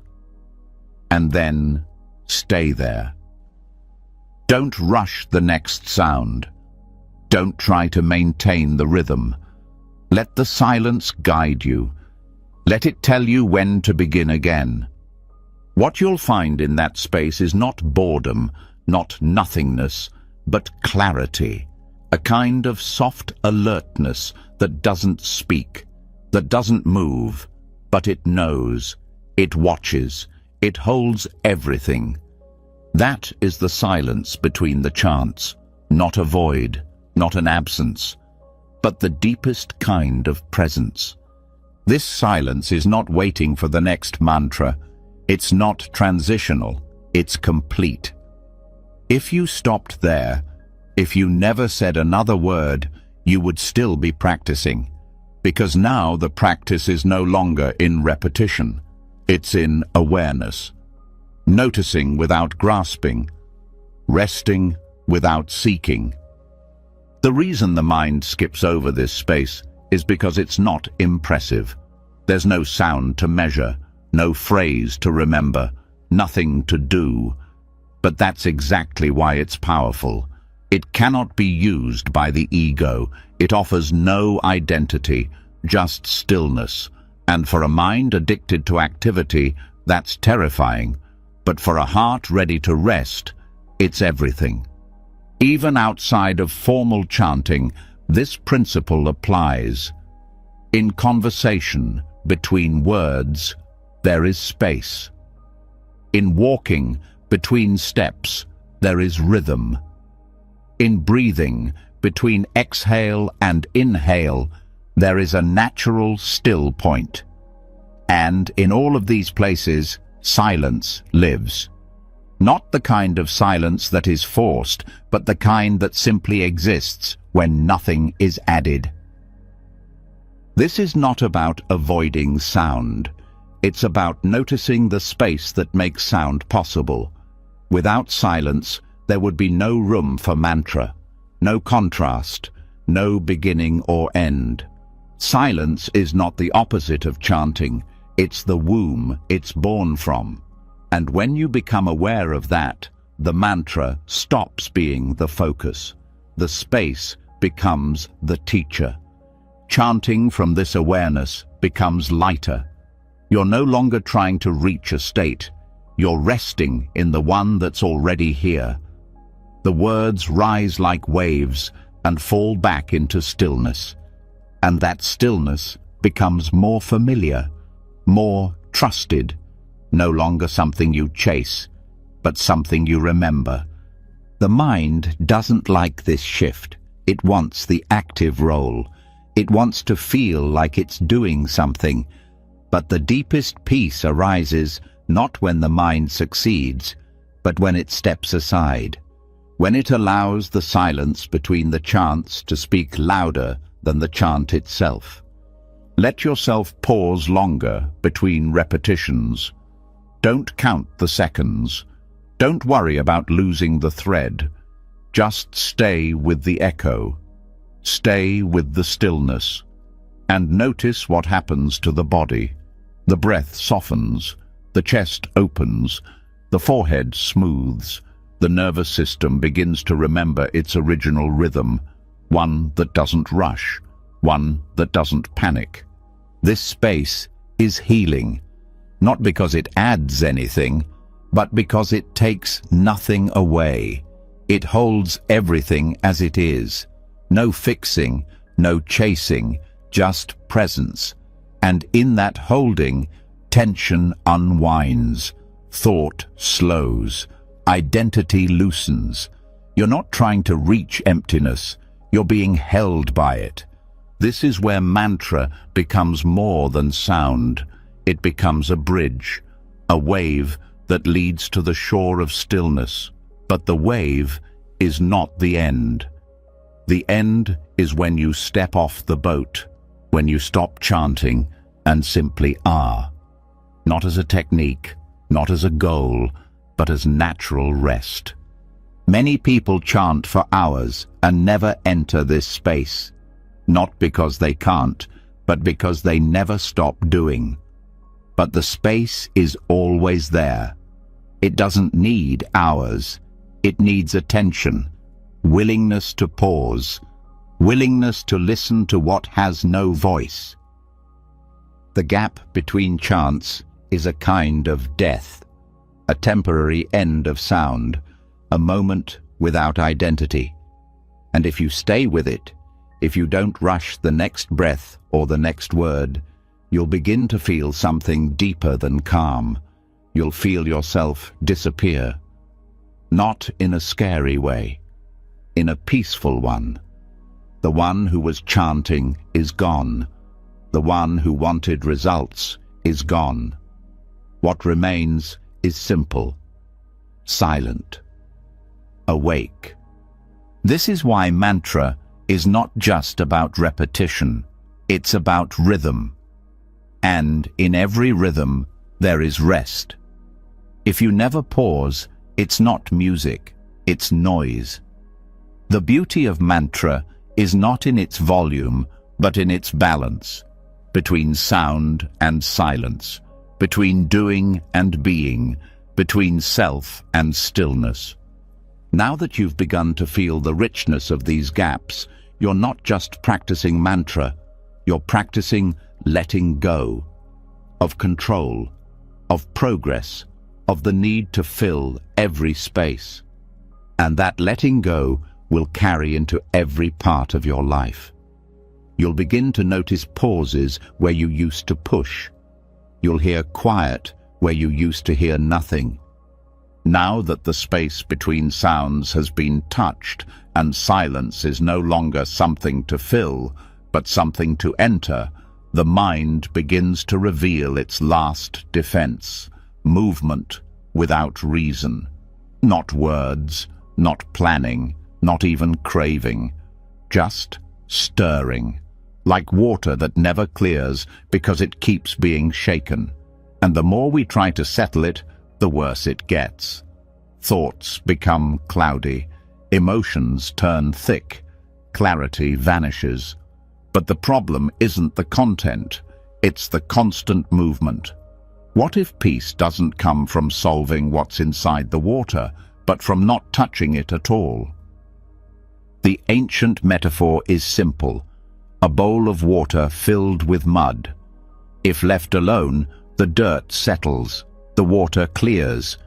But if stirred, even with good intentions, it stays murky. This is the nature of the mind when it's agitated. Thoughts rise, we try to fix them. More thoughts appear. We analyze, we resist, we search for the cause. And with every mental movement, the water stays dark.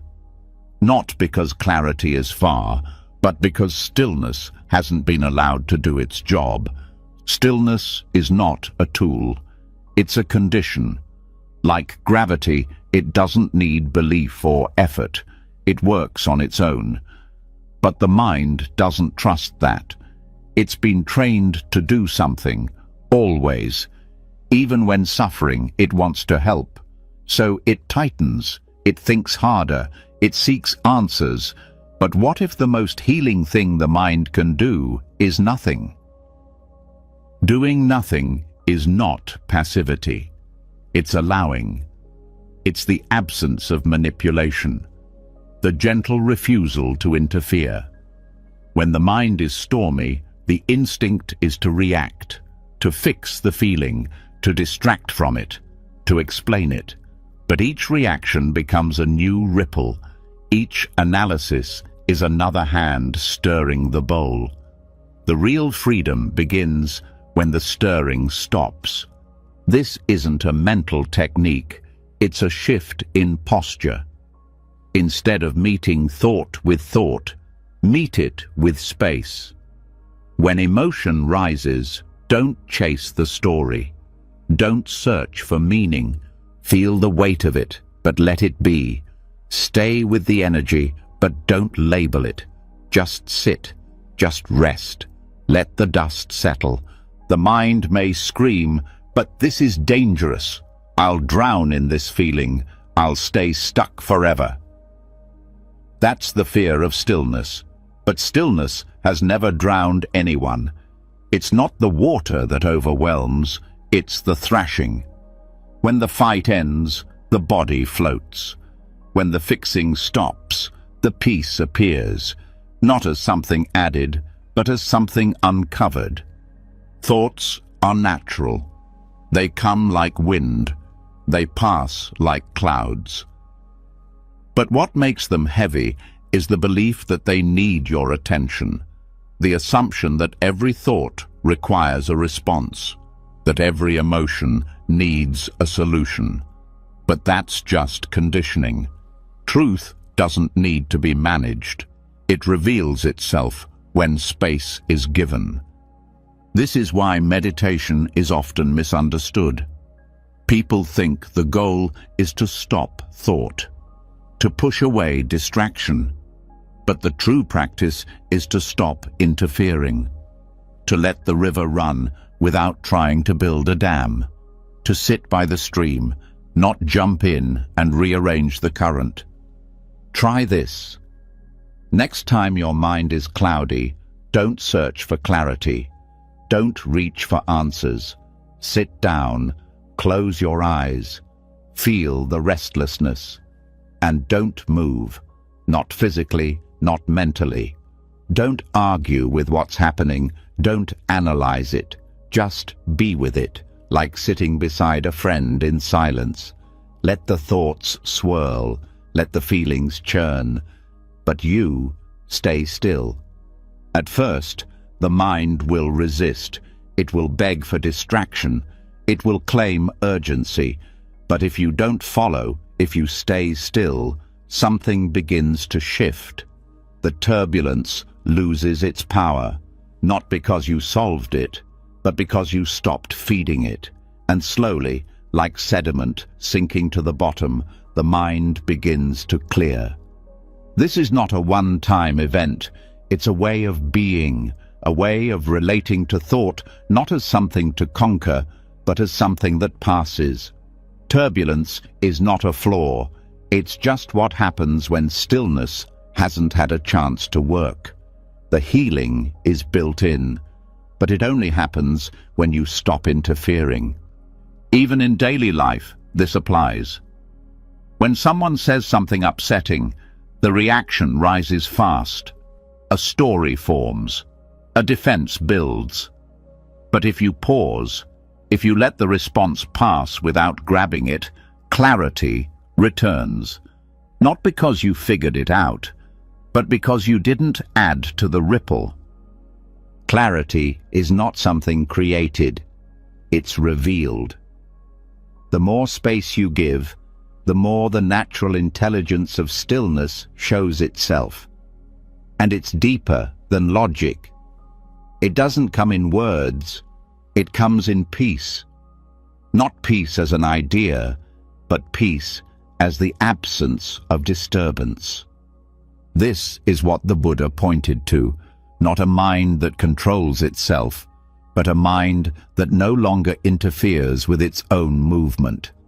A mind that trusts its own stillness, that knows silence is not the lack of something, but the presence of everything that doesn't need to be controlled. When you begin to live this way, a new kind of confidence forms, not based on knowing what to do, but on knowing that you don't have to do anything, that life unfolds, that emotion fades, that confusion resolves, all on its own when given the space. This isn't resignation, it's wisdom. It's the deep recognition that the mind doesn't always need help, that peace isn't on the other side of effort. It's underneath it, always waiting, always available. Just one breath, one pause, one moment of non-doing away.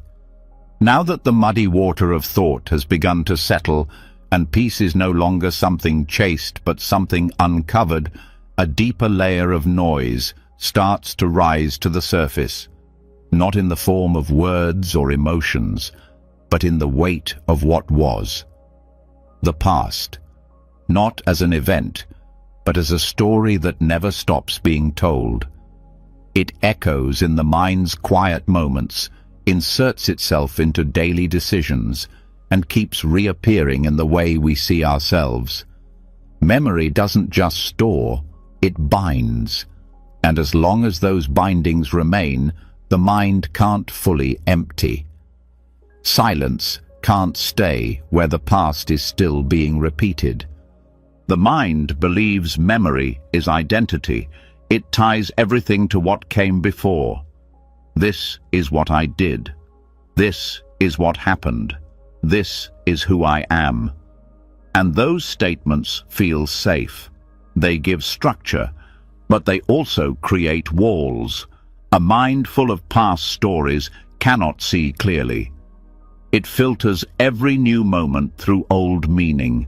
It projects the past into the present and calls it truth. But it's not truth. It's residue. Buddhism teaches that clinging causes suffering. And one of the deepest forms of clinging is not to people or things, but to memory. Not to what actually happened, but to the version the mind keeps repeating. The event is over, but the mental movie never ends. The same scenes replay, the same feelings are rehearsed, the same blame is assigned, and with every replay, peace slips further away. Letting go of memory doesn't mean forgetting. It means loosening the grip. It means allowing the story to fade instead of feeding it. The past doesn't hurt you. It's the clinging to the past that does. It's the identification, the belief that what happened is who you are, but nothing that happened in time can define what is timeless, and your awareness is timeless. The past lives only in thought. When thought is quiet, memory has nowhere to live. This doesn't mean denying what happened. Pain, loss, mistakes, they're part of human experience, but they don't need to be carried. They don't need to be folded into identity. They don't need to be kept alive through constant mental repetition. The pain was real, but suffering is what happens when pain becomes a story that never ends. Letting go begins with seeing the pattern. Watch how the mind circles old moments. See how it brings up conversations that ended years ago. How it judges you for what you didn't know then. How it punishes you for being human. These thoughts seem automatic, but they stay alive only because they are believed. You don't need to argue with the past. You only need to stop holding it. When a memory arises, let it. Don't follow, don't resist. Let it appear like a bubble in water, and let it pop. No need to grab it. No need to explain it. Let it move through.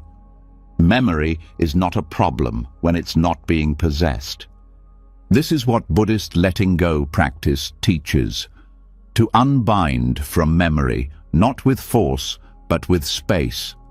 When the memory appears, stay present, stay in sensation, feel the body, feel the breath. Let the image pass like wind. Don't attach, don't react. Just return to now, because now is the only moment that can hold peace. The past cannot be changed, but your relationship to it can be. And when you stop identifying with it, it loses its weight. The voice that used to say, "I was hurt," begins to soften, until it no longer says anything. It simply leaves, and with it, the noise dissolves. This doesn't mean you erase your story. It means you stop living in it. The memory can remain in the background, like an old book on a shelf, but it no longer needs to be opened. It no longer needs to be reread. The shelf remains, but the hands no longer reach for the pages. Most of the mind's noise comes from trying to maintain the past, to protect it, to explain it, to find justice in it. But justice doesn't heal. Presence does. The nervous system doesn't need closure. It needs space. Stillness is more powerful than resolution. You don't need to rewrite the story. You just need to stop rereading it. The ego resists this. It says, "But this happened. It matters. And yes, it happened. Yes, it shaped you. But it's not you. You are not what happened. You are the awareness that noticed it, the space it passed through. And that space is still here, untouched, unscarred, silent. Even the most painful memories begin to soften when they're no longer narrated. Not because the pain disappears, but because the clinging does. The pain may still arise, but without the story, it moves like weather. It visits, it leaves, and it doesn't leave behind a wound. Try this. When a painful memory returns, don't brace. Don't analyze. Breathe. Feel the weight of it in the body. Stay with that, not with the images, not with the voice, but with the energy. Let the memory be seen as a sensation, not a fact. Don't ask why it's here. Don't try to fix it. Just let it pass. This is the practice of unbinding, not erasing, not suppressing, just no longer fueling. When the mind is no longer rewarded for replaying, it stops replaying. Like a flame without air, it goes out on its own. Over time, what used to feel heavy starts to dissolve. The moments that once hurt to remember lose their sharpness, not because you healed them through effort, but because you gave them space to leave. Just like muddy water, the past settles when it's left alone, and in its place, quiet grows. Not empty quiet, alive quiet, a stillness that listens, that holds you, that doesn't ask for stories, just presence. That's the real gift of letting go. Not freedom from memory, but freedom from identification. You stop being the one who suffered. You return to the one who saw it all without being harmed.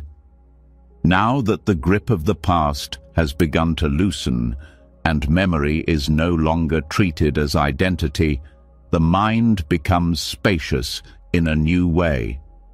But even in this space, something keeps moving. Thought. Not loud or dramatic, just steady. Whispering opinions, offering conclusions, suggesting fears. And it's not the presence of thought that keeps the mind full. It's the belief in it. The automatic agreement. The silent, unconscious yes we give to every mental voice. But what if thoughts were never meant to be believed? What if they're just appearances, like clouds, drifting through awareness, not facts to be followed? The truth is, the mind produces thoughts the way the body produces breath. They rise without permission. They appear without effort. Most people never question this. They assume that if a thought appears, it must mean something, that it must be important. But the vast majority of thoughts are not important. They are echoes, residue, mental reflexes conditioned by years of repetition, and they don't need to be believed. They only need to be seen. Belief is not something obvious. It happens automatically. A thought appears. I'm not doing enough. And before you even know it, your body tightens, your breath shortens, your chest contracts, not because of the thought itself, but because you believed it, without challenge, without awareness. That belief became suffering, not the thought. Watching a thought without following it changes everything. It doesn't require suppression. It doesn't require fighting. It requires a shift in relationship. You become the witness, not the participant. You observe without reacting, without agreeing, without adding more noise. Buddhist practice has always emphasized this, that liberation comes not from perfect thoughts, but from seeing thoughts as they are, just thoughts, not truths, not evidence, not instruction, just passing mental events, like wind through an open window. You don't have to close the window, you just stop chasing the wind. This doesn't mean you try to make the mind silent. It means you stop mistaking its noise for guidance. The mind can speak, it can even shout, but it loses power when you stop nodding to every word, when you see the thought and choose not to follow. This takes practice, because the habit of belief is old. A thought about failure feels like identity. A judgment feels like reality. But if you stay with it, if you pause before responding, you start to see the gap, the moment between thought and belief. And in that gap, freedom lives. Try this. When a thought appears, name it silently, not its content, but its category. Planning, judging, worrying. This helps create space. It reminds you that the thought is a type, not a truth. Then let it pass, like noticing a car drive by. You saw it, you didn't get in. This skill changes the way you live. Instead of reacting to every mental suggestion, you begin to choose, not from control, but from awareness. Not because you mastered the mind, but because you stopped believing everything it said. Thoughts often carry emotion. They don't respect me. I'm not enough. These lines carry pain not because they're true, but because they're believed. The pain is not in the thought, it's in the agreement, the automatic yes that turns thought into suffering. But when you stay rooted in awareness, thought becomes light, not heavy, not dangerous. It floats through, it doesn't grab, it doesn't stick. Even painful thoughts begin to pass, not because they were solved, but because they were not held. The less you believe your thoughts, the quieter the mind becomes, not by force, but by disinterest. The thoughts may still appear, but without belief, they don't grow. They don't feed on attention. They simply rise, flicker, and fall. This is where inner spaciousness begins, not in having no thoughts, but in having no loyalty to them, no attachment, no identification. The thoughts become weather, and you are the sky, untouched, ever present, clear. Sometimes the mind will test this. A strong thought will arise. This is urgent. This can't wait. And the body will tighten again. That's the pull of belief. But pause, wait, ask, is this true? Not as a mantra, but as an honest check. Is it a fact or just a familiar voice? Most thoughts are not original. They are recycled, repeated thousands of times, and yet each time they feel new, because they're believed again. But if you begin to see the pattern, belief weakens. You start to recognize the thought without falling into it. Ah, this is the old fear again. There's that story of not being enough, and you let it pass, not with effort, but with space. There is no need to silence the mind, only to step out of its echo. Thoughts will rise. Let them. Thoughts will speak. Hear them, but don't answer. Don't debate. Don't grab. Just let the show play without becoming an actor in it. This is where deep peace grows, a kind of stillness that exists not because thought is gone, but because belief is gone. You no longer confuse mental noise with truth. You no longer chase shadows. You sit, you see, you stay open, and in that openness, life changes. Not dramatically, not loudly, but gently. You stop reacting to every emotion. You stop defending every opinion. You stop performing for every imagined audience. Because the voice that demanded all that, it was just a thought. And now it's no longer believed. Over time, the mind starts to settle, not because it was tamed, but because it was met with stillness. Thought begins to respect space. It doesn't push as hard, it doesn't scream as loud, because it no longer gets rewarded with attention. And when it does push, when the thoughts feel overwhelming, you remember the truth, that nothing the mind says is you, that no belief is required, that awareness doesn't need to explain itself, it just sees, and that seeing without belief is freedom. Now that thought no longer has to be believed, and the mind has begun to loosen its grip on internal dialogue. A new layer of tension quietly reveals itself, less obvious, more subtle, but just as binding. The need to get it right. The invisible pressure to be calm enough, focused enough, spiritual enough. It's not loud. It wears the face of sincerity. It hides behind discipline. But underneath it is fear, not of failure, but of being imperfect in the one thing that was supposed to bring peace. And that fear, when left unseen, becomes the very noise that the practice was meant to dissolve. This is the paradox. The mind sets out on a path to find stillness, and somewhere along the way, it turns the path into a performance. Meditation becomes a test, silence becomes a benchmark, insight becomes a trophy, and the mind, even as it bows, quietly asks, "Am I doing this right?" That question, repeated over and over in different forms, becomes its own form of agitation, a kind of spiritual perfectionism that never allows the heart to rest. In Buddhism, this tendency is known.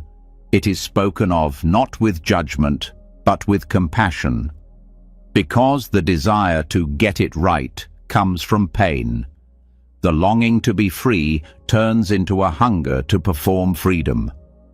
The ego sneaks back in, wearing robes, reciting mantras, sitting perfectly still. But behind the posture is a tightening, a subtle panic that says, "If I don't do this right, I'll never be free." But peace does not arrive through performance. It arrives through surrender, through softness, through letting go of the need to improve every second. The mind cannot create emptiness by force. It cannot reach stillness by trying to be good. Stillness appears when the trying stops. This doesn't mean practice is unimportant. It means the quality of the mind during practice matters more than the structure of the practice itself. You can sit perfectly still for hours and still be lost in the noise of trying to get somewhere. Or you can sit with your back curved and your breath uneven and fall into presence, because you're not pretending. The trap of getting it right shows up everywhere. In how you breathe, in how you speak, in how you reflect, even in how you let go. The mind turns everything into a checklist, a method, a competition. But there is no perfect breath, no perfect mantra, no perfect awakening. There is only now. And when now is no longer being judged, something real begins to unfold. That realness doesn't look impressive. It's quiet, messy, sometimes emotional, sometimes confusing, but it's honest. And in that honesty, the mind stops performing. The heart opens, not to some imagined ideal, but to what's actually here. Trying to be more spiritual is still trying to be someone. It's still effort tied to identity, and identity is the root of mental noise. The need to be a certain way, even a calm way, adds pressure, and pressure adds thinking. So the more perfectly you try to sit, the more tightly you grip, and the tighter the grip, the more distant the silence feels. Surrender isn't giving up on practice. It's giving up the image of the perfect practitioner.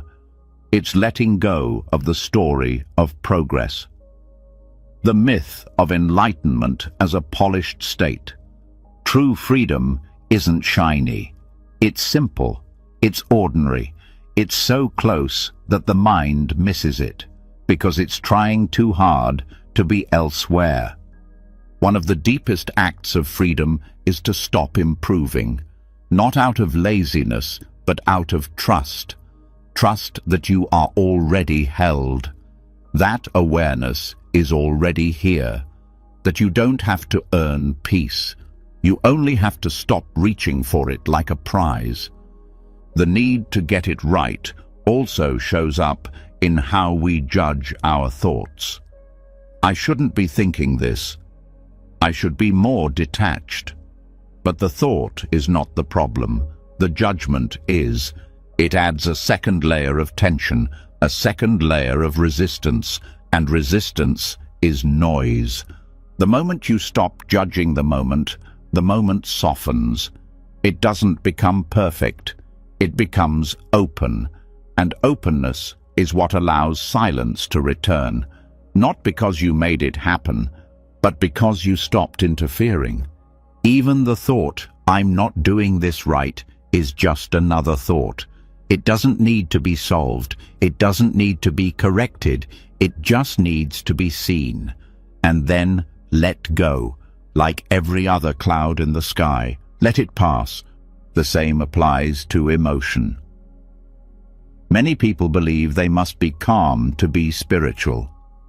But calmness is not always available. Sometimes the body is agitated. Sometimes the heart is heavy, and pretending otherwise is another form of violence. Real practice allows the storm. It doesn't suppress. It doesn't fix. It stays present, even in the noise. This is how silence becomes unconditional, not dependent on mood, not tied to behavior. It's the kind of silence that can sit in the middle of sadness and still be free, because it's not trying to change the sadness. It's not trying to make it spiritual. It's simply here. And in that kind of presence, the mind slowly learns something new. That stillness is not a goal. It's a default. A home it returns to when it stops chasing every improvement, every concept, every badge of progress. Progress is not the goal. Peace is. And peace often comes not through steps forward, but through releasing the idea that you ever needed to move at all. The only journey is from tension to rest, from pretending to presence, from control to surrender. Try this. Next time you meditate, drop the script. Don't try to be focused. Don't try to be still. Just sit. Let the body breathe. Let the thoughts pass. Let the emotions come and go. Don't correct anything. Just notice what happens when effort fades. You may find that the stillness was always there, beneath the effort to create it. This way of being is not lazy. It's deeply alive. It doesn't abandon care. It releases control. It doesn't stop practice. It deepens it. Because now, the practice is not about success. It's about honesty. It's about showing up without the costume, without the performance. Even the most advanced practitioners fall into the trap of trying to get it right. But the moment they stop trying, they return to the path. Not the path they imagined, but the one beneath their feet, the one that has always been there, quiet, unmoving, patient. Now that the need to get it right has begun to dissolve, and the mind is no longer tightening around practice like a test to be passed, a softer awareness begins to settle in. One that doesn't chase progress or measure calm, one that doesn't ask, "Am I doing this correctly?" but instead listens gently for what's already here. And what's already here, beneath every effort and every moment of surrender, is breath. Not just the rise and fall, not just the inhale or the exhale, but something even quieter, the space between them. That pause, brief, natural, often ignored, is one of the most profound gateways to stillness the body offers. There is a moment right after you breathe out and before you breathe in again when the body does nothing. A pause. It isn't forced. It isn't dramatic.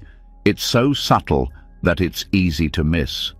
But in that space, everything stops. There is no doing, no control, just stillness. And in that stillness, the mind also has a chance to rest. Not by shutting down, but by not being needed. This moment is pure. It holds no desire, no resistance. It's not about extending it or holding your breath. That would be interference. It's about noticing what's already happening all the time, right under your awareness. The pause has always been there, but only when the mind becomes gentle does it start to notice it. And when it does, something shifts. Because in that pause, there is no identity, no thought, no role to play, just presence, resting.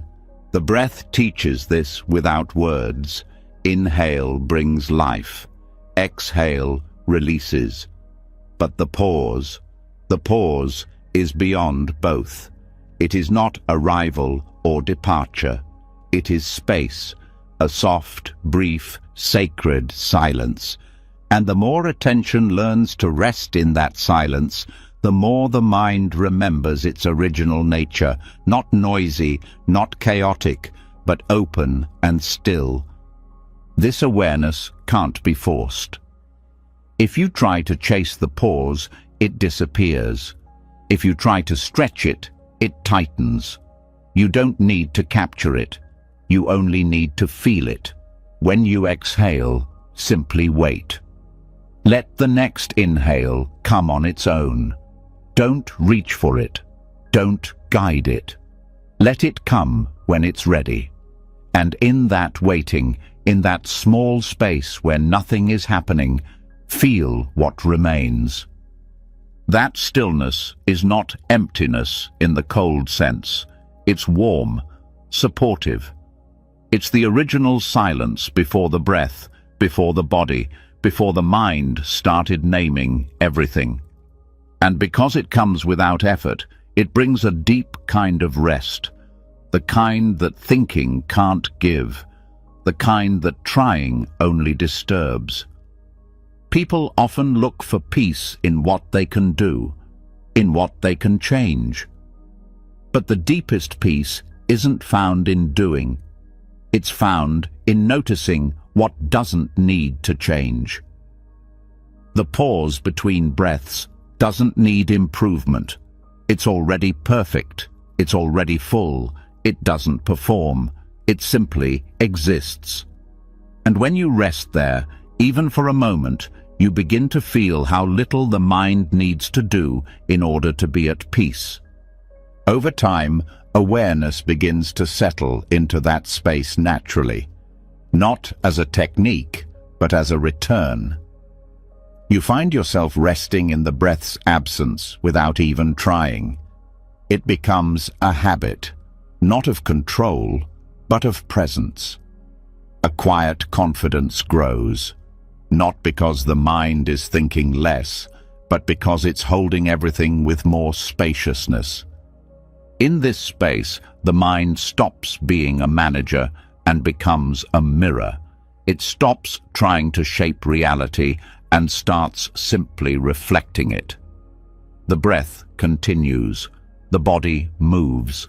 Thoughts still come and go. But you are not tangled.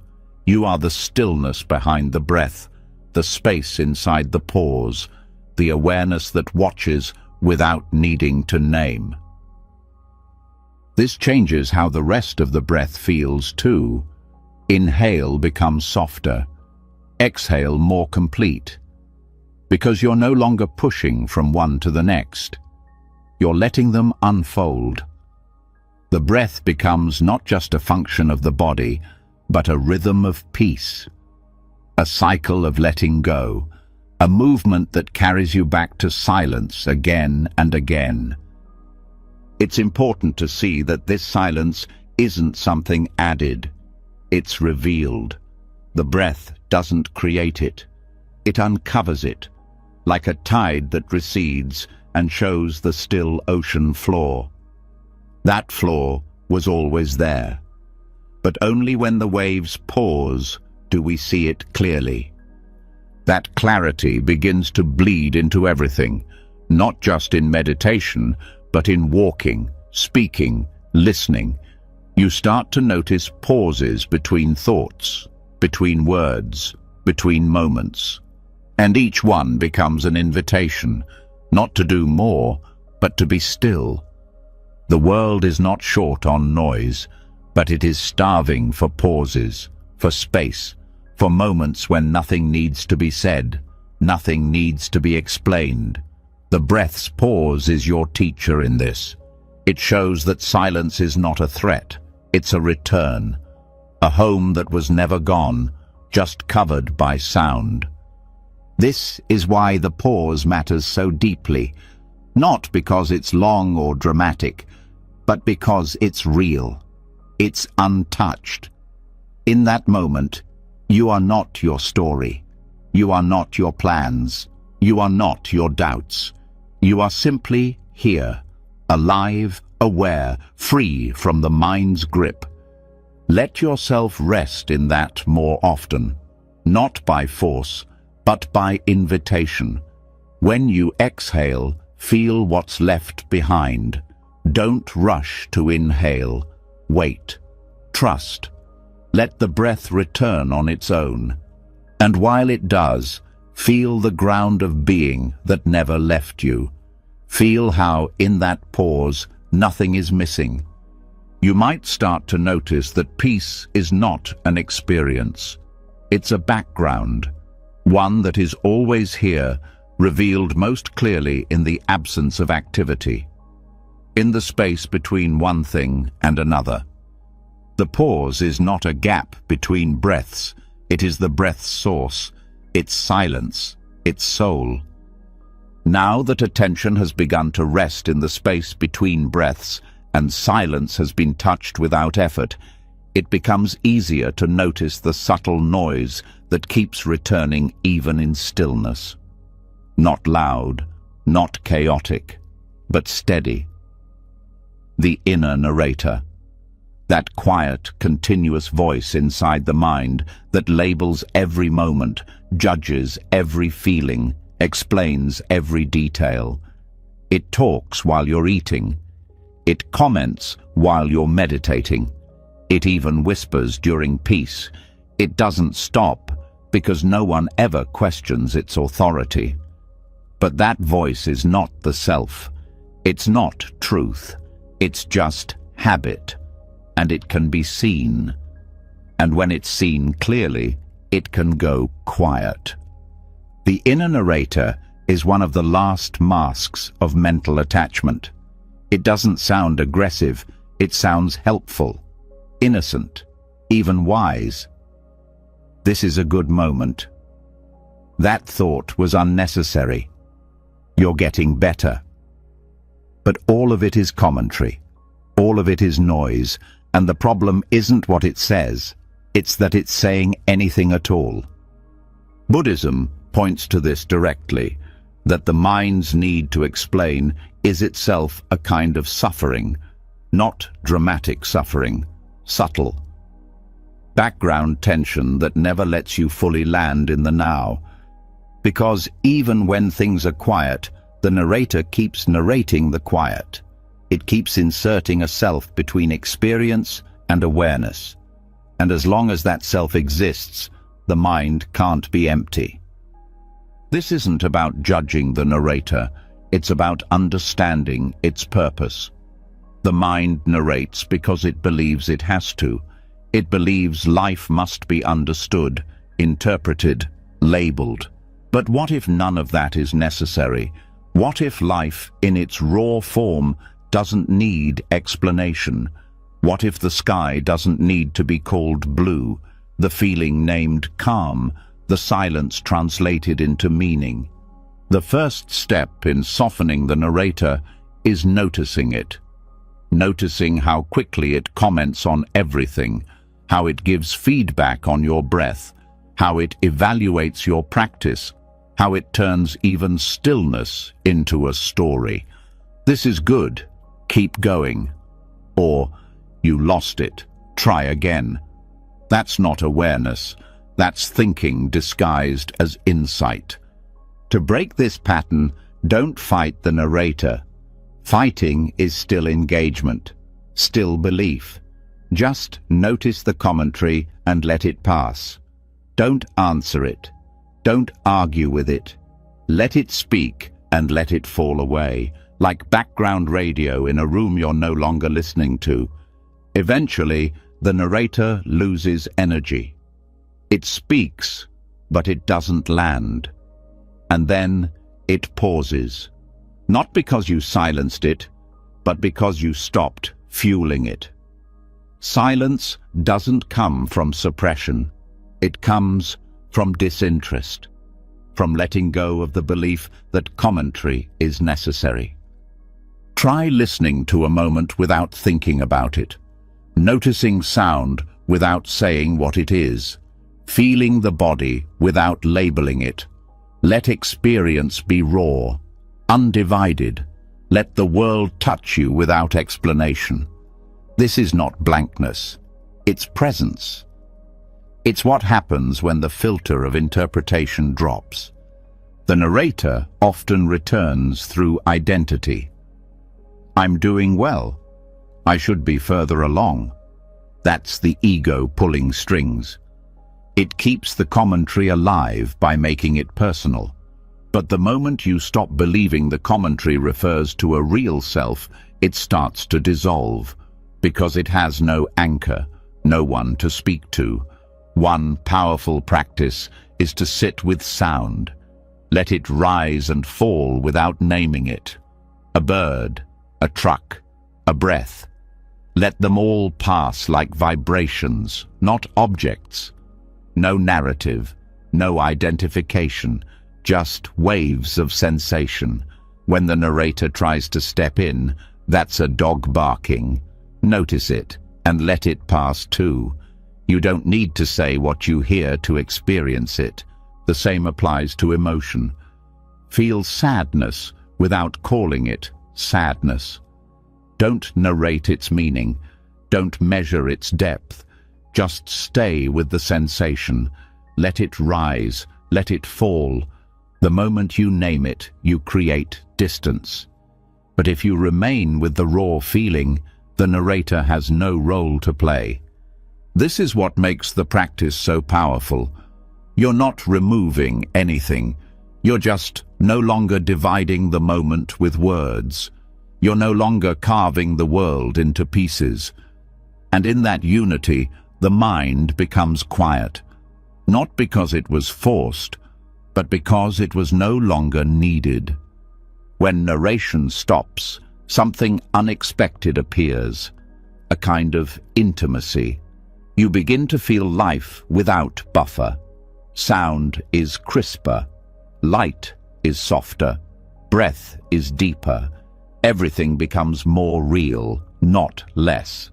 Not because the world changed, but because you're finally meeting it without commentary. It can be disorienting at first. Silence feels strange. The mind feels empty, and the narrator says, "Something's wrong. This is too quiet." That's just another comment. Let it go. Don't fear the silence. Let it grow. Let it show you what's underneath all the mental noise. Not just stillness, but freedom. Not absence, but peace. Buddhism offers techniques to help this process. One is noticing the second arrow. The first arrow is the sensation, the raw experience. The second is the story the narrator tells about it. That hurt. I shouldn't feel this. Drop the second arrow. Stay with the first. No analysis, no feedback. Just sensation. Another method is using gaps in daily life. Between one task and another, pause, breathe. Notice the moment before the mind speaks. Rest there. Extend that gap. Let it become natural, a new rhythm, where narration loses its urgency and presence takes its place.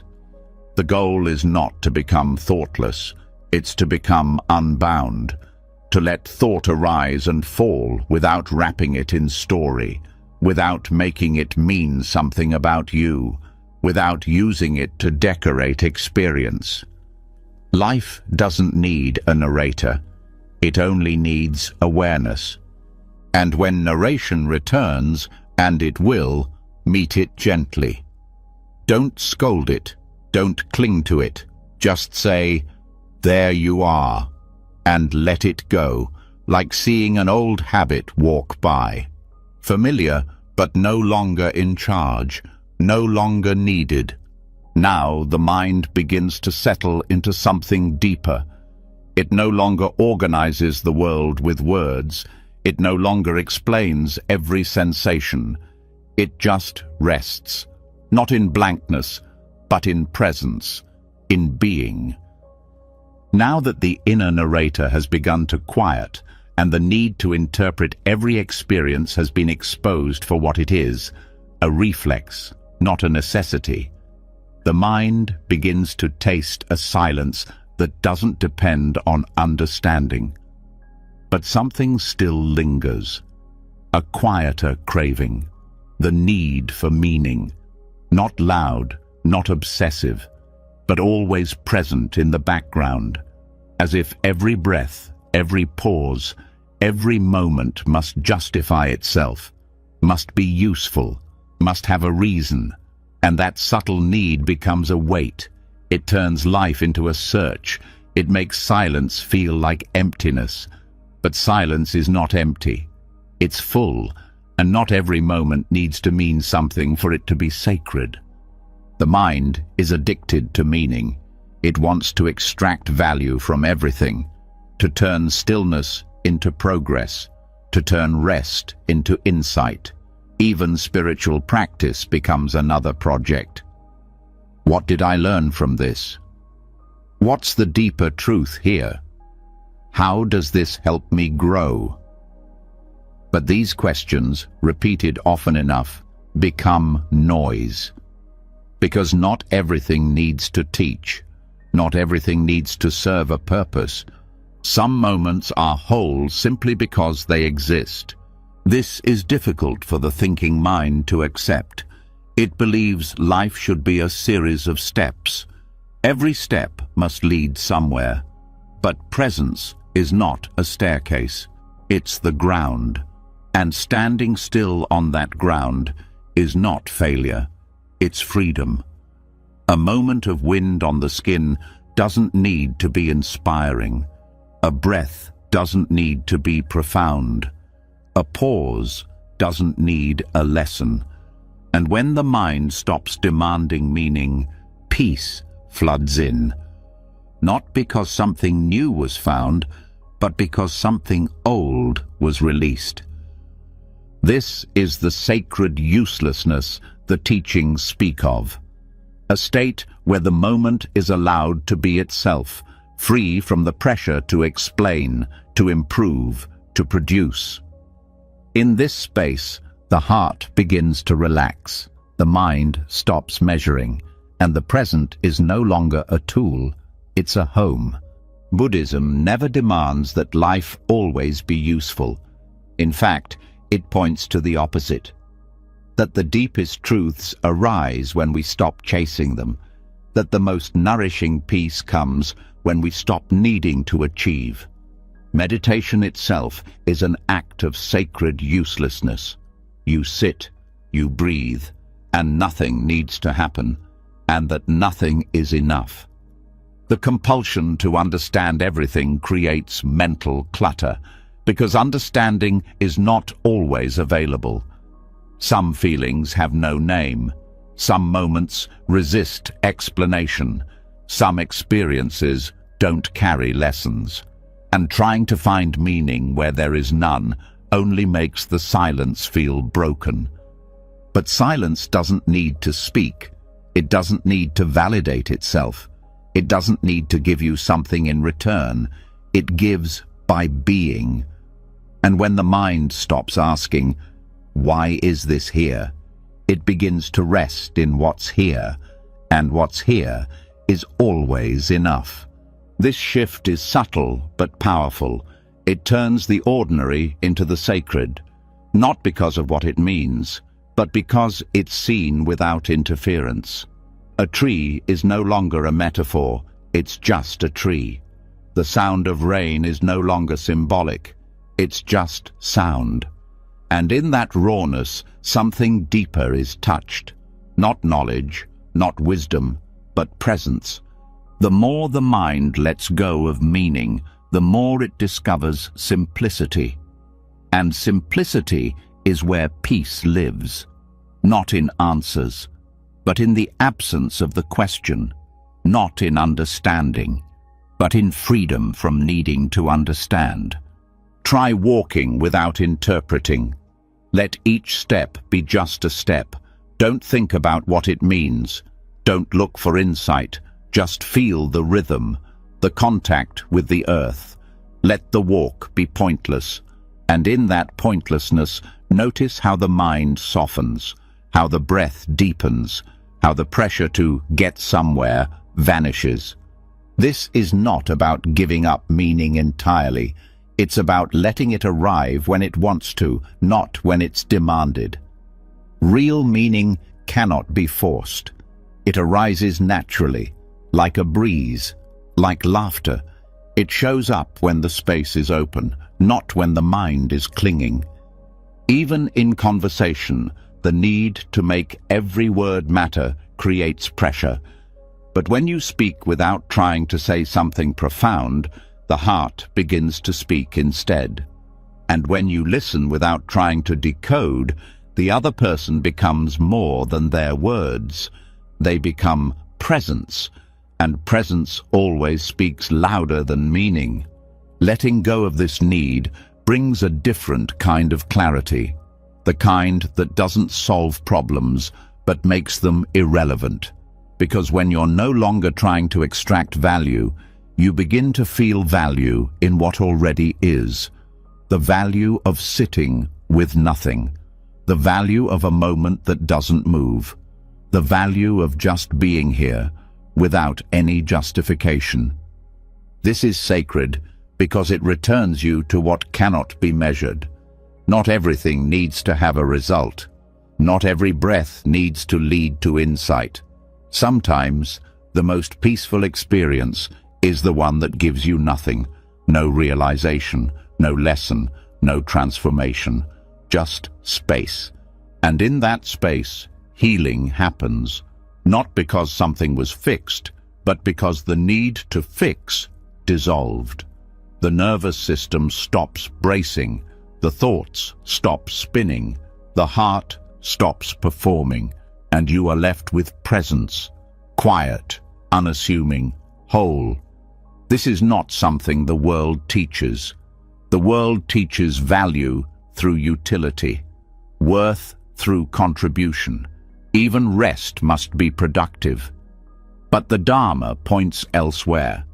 It points to the lotus that blooms in still water, to the breath that flows for no reason, to the silence that gives everything by giving nothing. Let yourself taste that now. Sit, breathe. Let the moment arrive without a message. Let it be free of insight, free of depth, free of progress. And in that freedom, feel what opens. A space where meaning is no longer needed, where you are no longer a seeker, just presence, just awareness, just now. And when the mind returns with its questions, what was that for? What did I gain? Smile gently. Let the questions pass. Let the moment be untouchable. Let it rest in its own sacred uselessness. Because some of the most beautiful moments in life are the ones that don't teach, don't change, don't improve. They just are. And when you allow them to be as they are, without reaching, without squeezing meaning from them, you begin to see that peace has never been hidden. It's only been masked by your attempts to define it. Now that the urge to find meaning in every breath has been softened and the heart has begun to rest in moments that offer no lesson, another form of inner noise begins to show its face more clearly.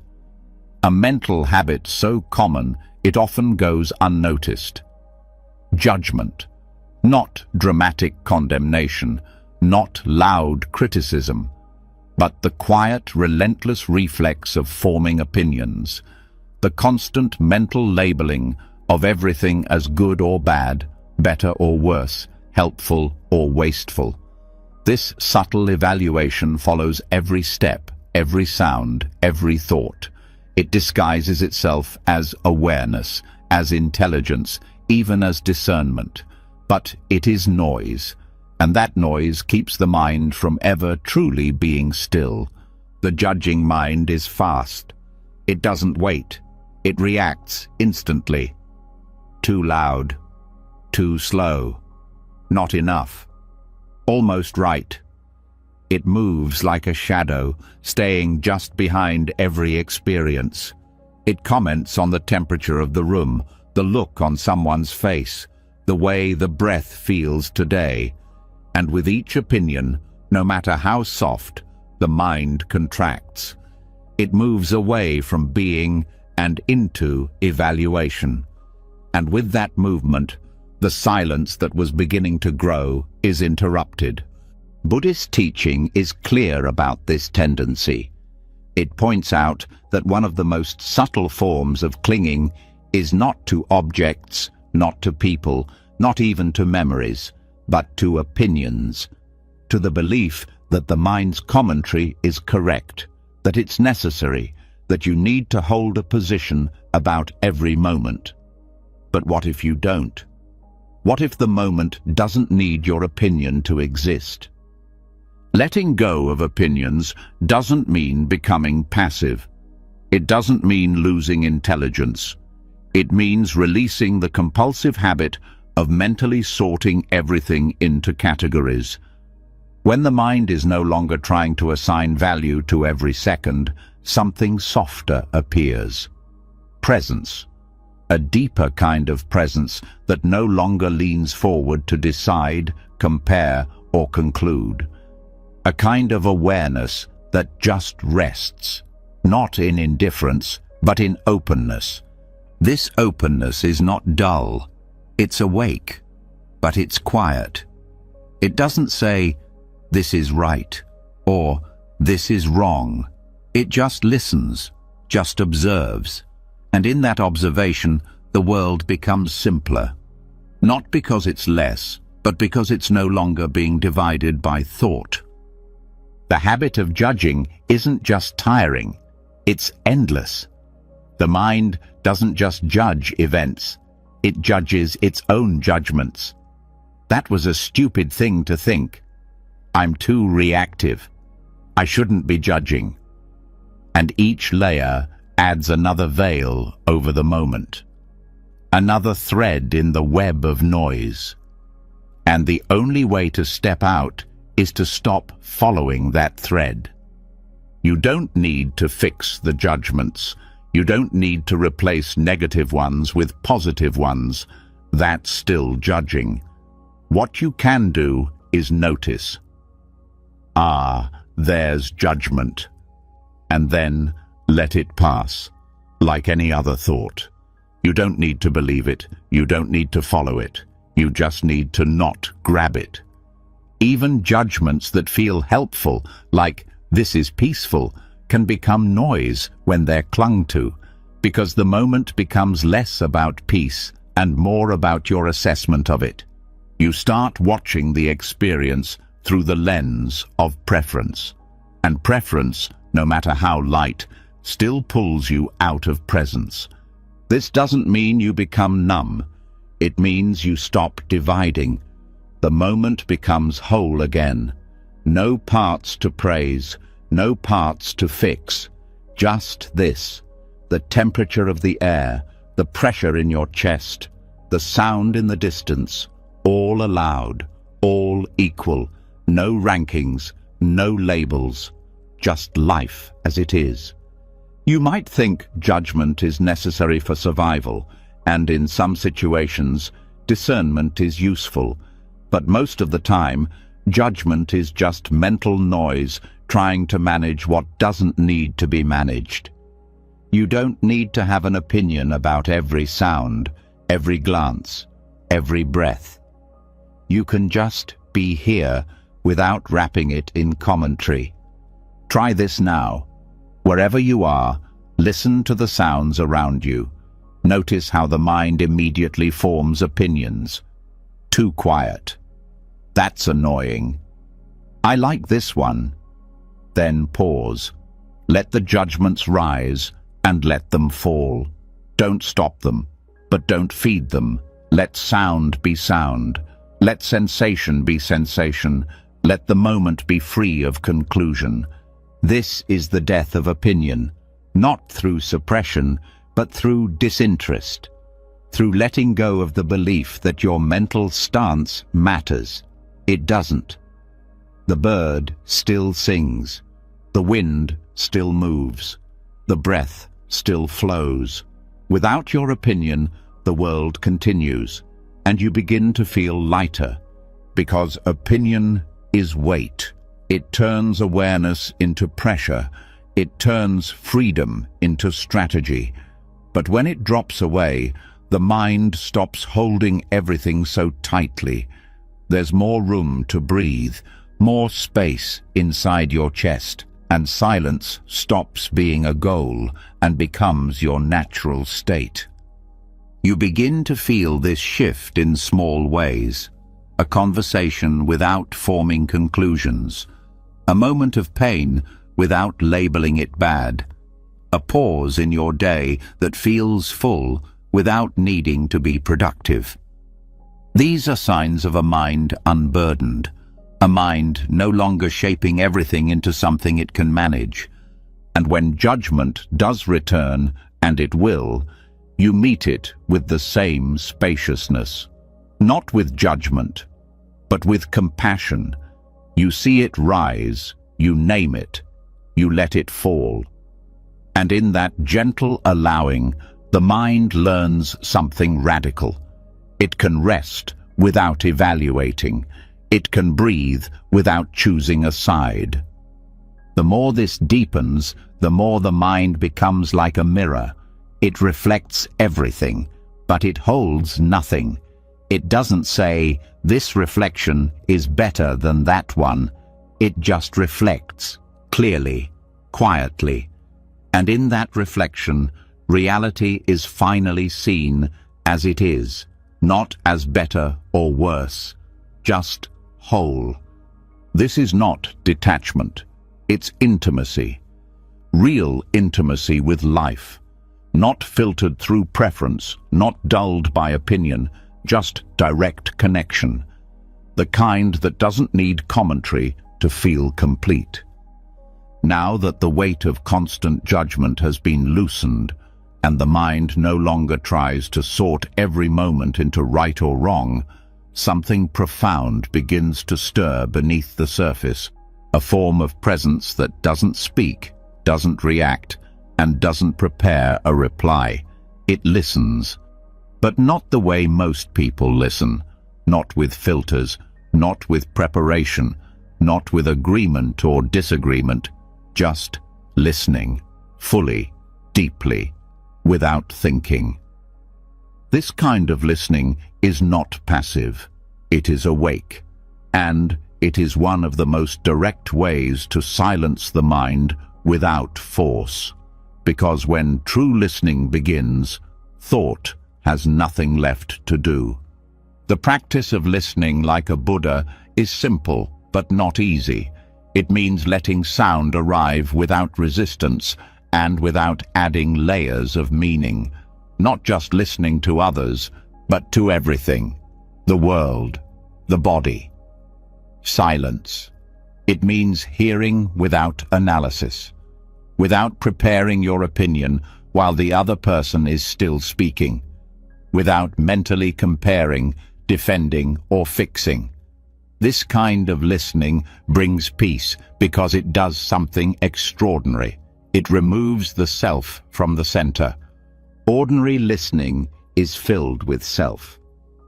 Do I agree with this? How should I respond? Does this threaten what I believe? All of that is thought pretending to listen, but underneath that noise, there's another way of receiving sound. A way that doesn't divide, that doesn't defend, that just lets what's being said be heard as it is. In Buddhist teachings, this is called bare attention.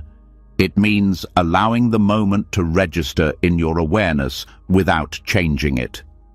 Hearing a sound and not calling it pleasant or unpleasant. Listening to a voice and not deciding whether it's right or wrong, just letting it be sound. Vibrations, expressions, without any mental hand reaching to catch and shape them.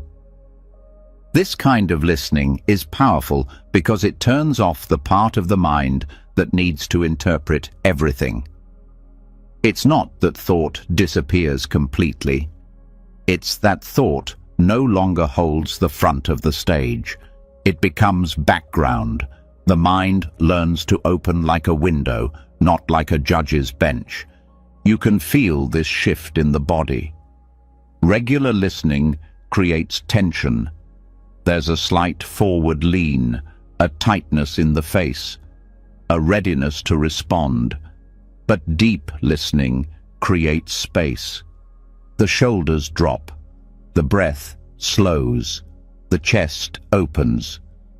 Because there's nothing to prove, nothing to protect. Just sound being heard. Try it in conversation.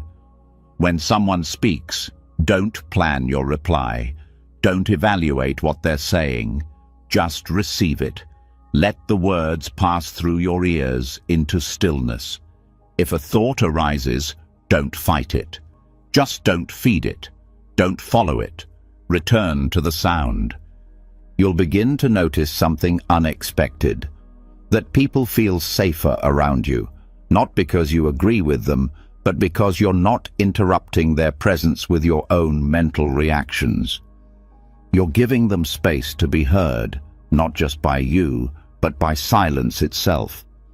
And the benefit isn't just for them, it's for you. The more you listen without thinking, the quieter your mind becomes. because you're not adding to the moment. You're not turning sound into story. You're not translating life into commentary. This also applies to sounds outside of conversation. Wind, birds, distant traffic. Let these sounds reach you without naming them. Don't say, "That's a bird." Just hear the pitch, the rhythm, the quality. Let your awareness rest on the sound the way sunlight rests on water, warm, weightless, effortless. Over time, this practice begins to change how you experience everything. You no longer need words to explain what's happening. The experience becomes enough. You don't need to name peace to feel it. You don't need to analyze pain to stay with it. The mind begins to rest in direct contact, not in thought, in presence.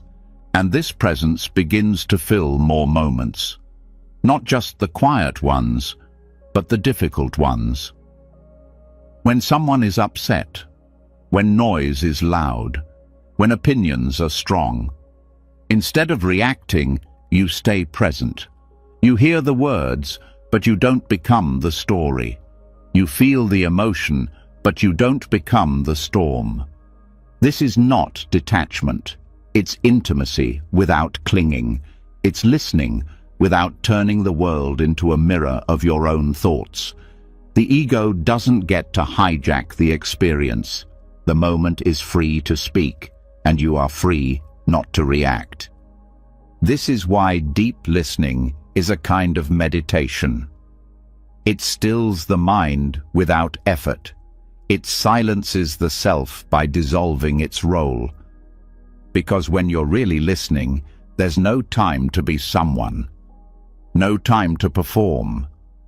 Just awareness, open and alert. In Zen, they say the sound of a bell doesn't teach, it awakens. The point isn't what it means.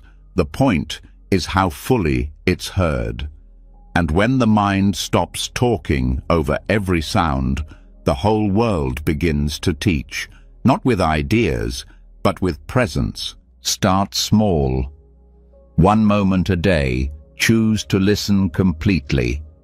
To your breath, to a friend, to a random sound.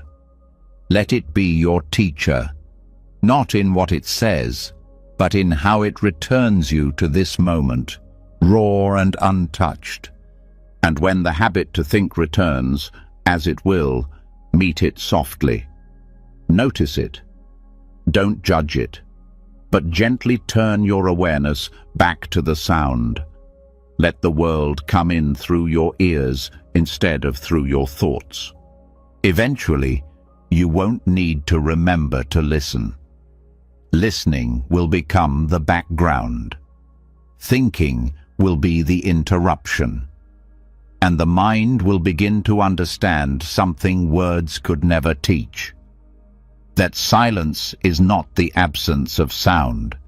It's the absence of commentary.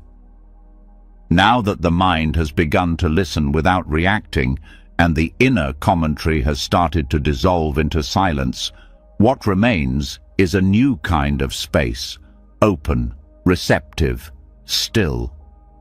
But even in this openness, the habit of thinking doesn't vanish overnight.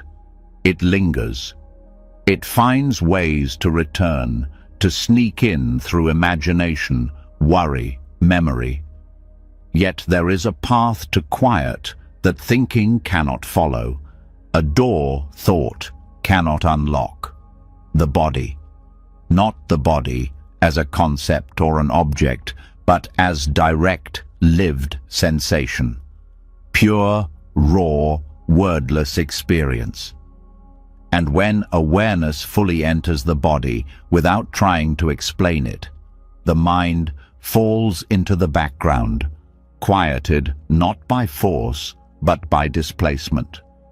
The mind can only hold one thing clearly at a time. When attention is rooted in thought, the body fades. But when attention returns to the body, not as something to label or control, but as something to feel. The stream of thinking weakens, not because it was pushed away, but because it was no longer needed. Awareness only has so much energy, and when that energy flows into sensation, the fuel that thoughts survive on runs out. This is the hidden power of embodiment, not just as a practice for health, but as a doorway to silence. Because the body does not think in language, it doesn't analyze, it doesn't judge, it experiences fully, instantly. And when you begin to experience alongside it rather than above it in your thoughts, the experience of peace deepens. This kind of embodiment is not about technique. It's not about scanning or relaxing or fixing posture. It's about coming home, letting attention drop out of the head and settle into the feet, the chest, the fingertips, the curve of your spine, the rise and fall of your belly. No explanation, no naming, just pure, unfiltered presence. Try sitting right now and shifting your awareness from what you're thinking to what you're physically feeling. Not what you think about the feeling, but the direct texture of it, the temperature of your hands, the subtle hum in your legs, the pull of gravity on your shoulders. And notice what happens to thought, not immediately, but gradually. It softens, it fades, it becomes like background static instead of the center of attention. This is not suppression. It's redirection. Thought is not being fought. It's being left behind, not ignored, but bypassed. Because your attention is now fully occupied by something deeper, something older, something closer to reality than any thought can ever be. In Buddhism, this is often called mindfulness of the body. But that word, mindfulness, can sometimes mislead, because this isn't about mindful thinking.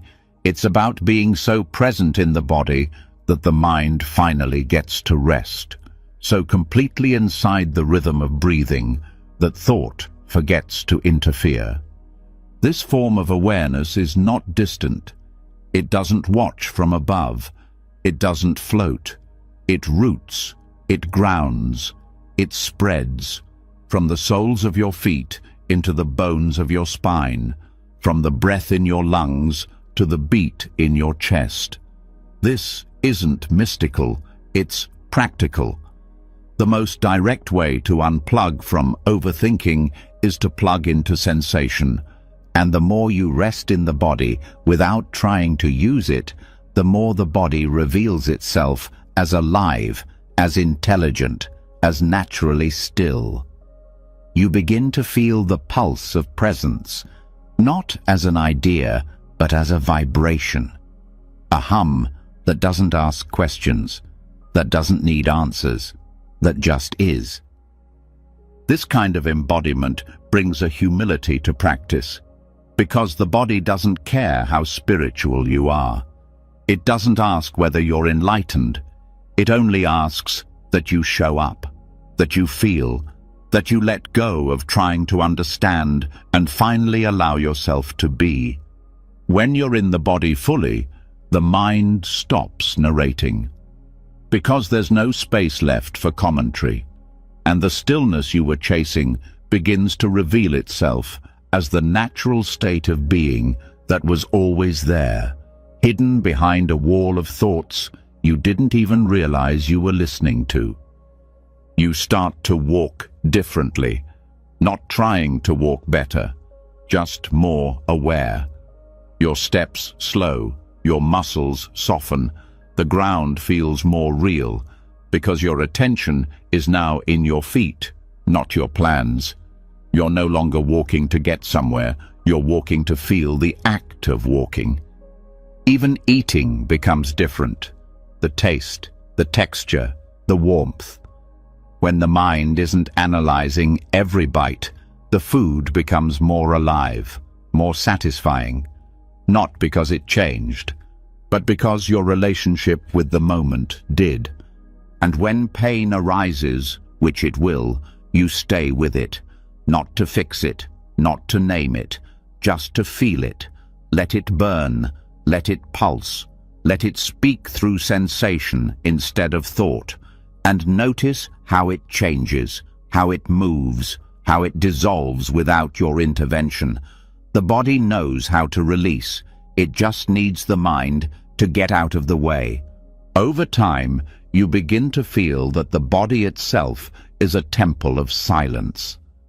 Not because it's always comfortable, but because it doesn't talk, it doesn't spin, it doesn't divide the world into concepts, it just feels.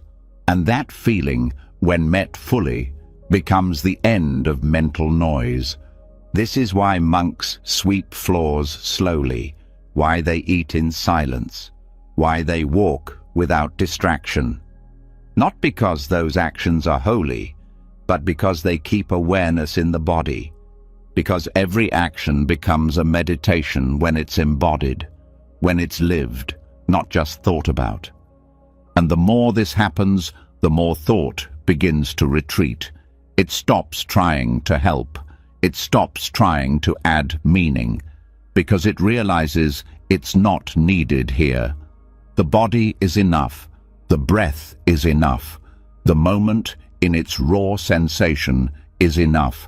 And that's where true quiet begins. Not in a thoughtless sky, but in the ground beneath your feet. In the hands you're using to wash a cup. In the neck you feel stretching as you lie down. In the spine that holds you upright as you breathe.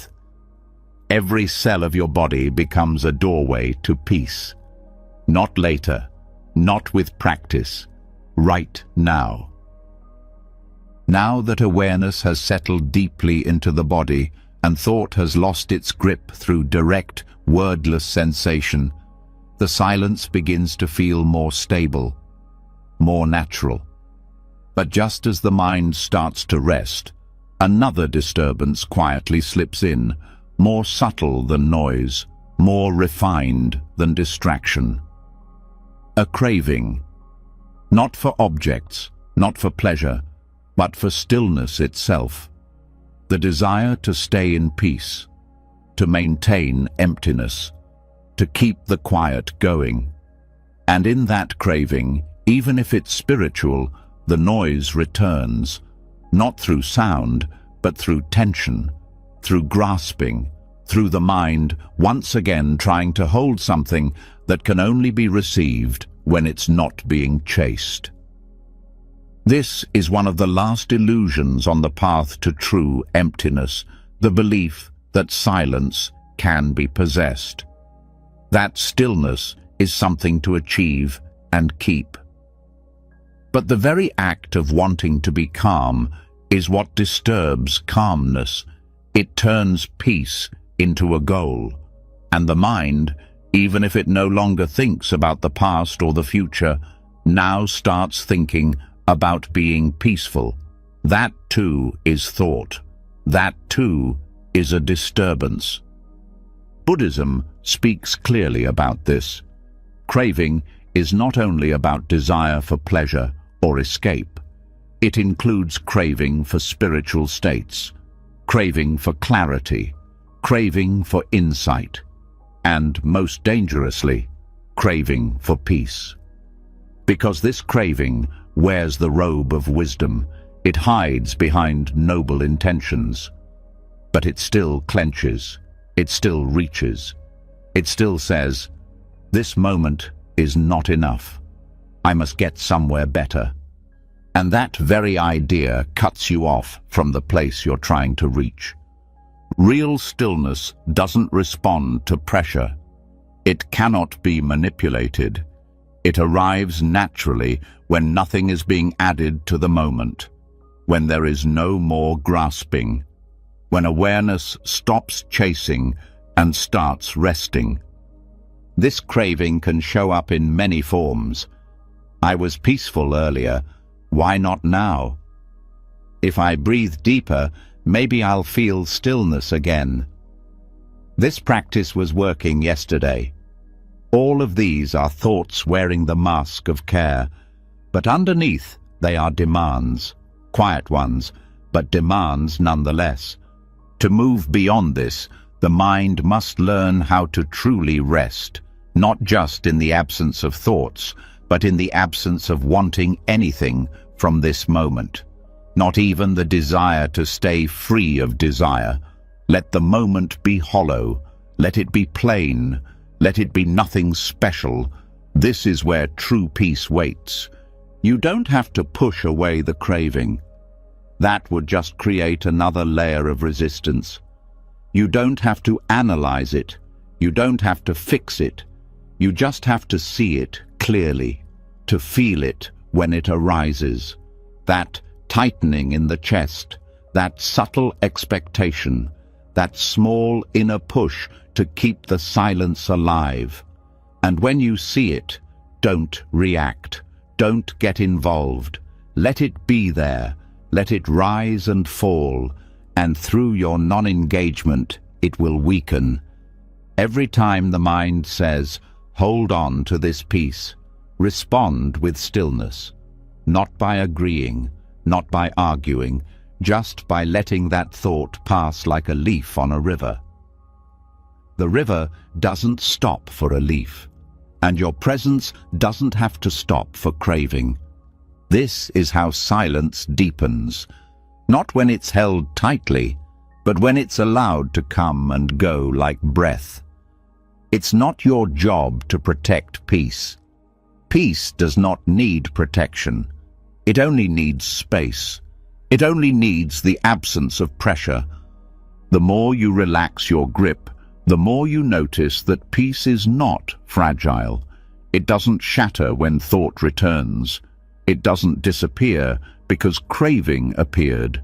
It waits, beneath it all, ready to be seen again once the mind lets go of trying to own it. Try sitting now with no goal, no technique, no expectation. Don't chase stillness. Don't create calm. Just be. And when thoughts rise, let them. When restlessness stirs, feel it. When silence fades, accept it, all of it. This is not failure. This is the path. And in that openness, the strange paradox appears. Stillness is strongest when you don't care if it's there. When you stop craving it, it comes. When you stop needing it to stay, it settles, like water that stops rippling the moment nothing touches it. You begin to trust the silence, not because it's always present in the way you expect, but because you realize it's always underneath. It's not lost. It's only temporarily hidden by the mind's reaching. And when reaching stops, the silence is already here. Even in daily life, this craving shows up. A moment of peace during a walk, followed by the mind saying, "Don't lose this." And then it's gone. Not because peace vanished, but because the craving replaced it. Wanting it too much became the very thing that blocked it. Freedom comes when you stop trying to arrange the moment, when you let go of your ideas about what peace should feel like, how it should last, what it should deliver. Peace doesn't deliver anything. It's not a gift. It's not a transaction. It's a return, a remembering, and it requires nothing. The deepest peace is not the result of a successful practice. It's what's left when practice is no longer needed.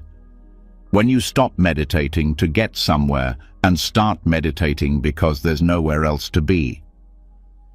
This is what the old Zen masters meant when they said, "When you seek it, you lose it." The seeking is the very act that creates distance. But when you stop, when you truly stop, not out of apathy, but out of trust, Then it arrives, quietly, gently, without announcement. And it doesn't stay because you earned it. It stays because you stopped asking it to. You stopped performing for it. You stopped needing it to reward you. Let yourself be ordinary. Let your practice be plain. Let this moment be simple. If peace arises, let it. If it doesn't, let that too. Don't wait for silence. Don't chase calm. Sit in the middle of whatever is happening and let it all be enough. Now that even the desire for peace has been released and the craving for silence has been met with stillness rather than pursuit, something quieter begins to unfold, so subtle it almost feels like nothing. No reaching, no doing, no hoping. But in this space where nothing is being demanded from the moment, what was once thought to be you starts to feel less solid. The one who was watching, the one who was letting go, the one who was aware. This witness, which for so long seemed like the final step, the part that remained still while everything else moved, begins to reveal itself as just another layer, a gentle veil, a final division. And even that can fall away. This isn't something that can be forced. The witness dissolves only when it's no longer needed, when presence is no longer separated from what's present, when awareness stops observing and becomes the very fabric of what is being seen. There is no "I am aware of this." There is only this. For a long time on the path, the witness is useful. It helps create space. It pulls attention away from thoughts and emotions. It allows awareness to step back and observe without getting entangled. But eventually, this stepping back becomes a kind of posture, a position, a subtle self, a final layer of identity saying, "I am the one who is watching." And even though this watcher may be silent, peaceful, and kind, it is still separate, still standing apart from what is. And this separation, even at its quietest, creates division. Buddhist teachings point gently toward this, that the deepest freedom is not in the clarity of the observer, but in the disappearance of the boundary between observer and observed. Not in the one who is aware, but in the falling away of the one altogether. What remains is not emptiness in a negative sense, but the fullness of no one being there to claim the moment. To reach this, nothing new needs to be done. In fact, doing will only strengthen the observer. This step is not about doing, it's about dissolving. The shift begins by noticing how subtle the I still is. The I that says, "I'm aware now. I'm present now." That I is quiet, but it's still a thought, still a center. And as long as there is a center, there is duality. There is someone here and something there. But reality is not split. You can begin to feel this by softening the watching, not turning away, not dulling, but loosening the need to stand apart.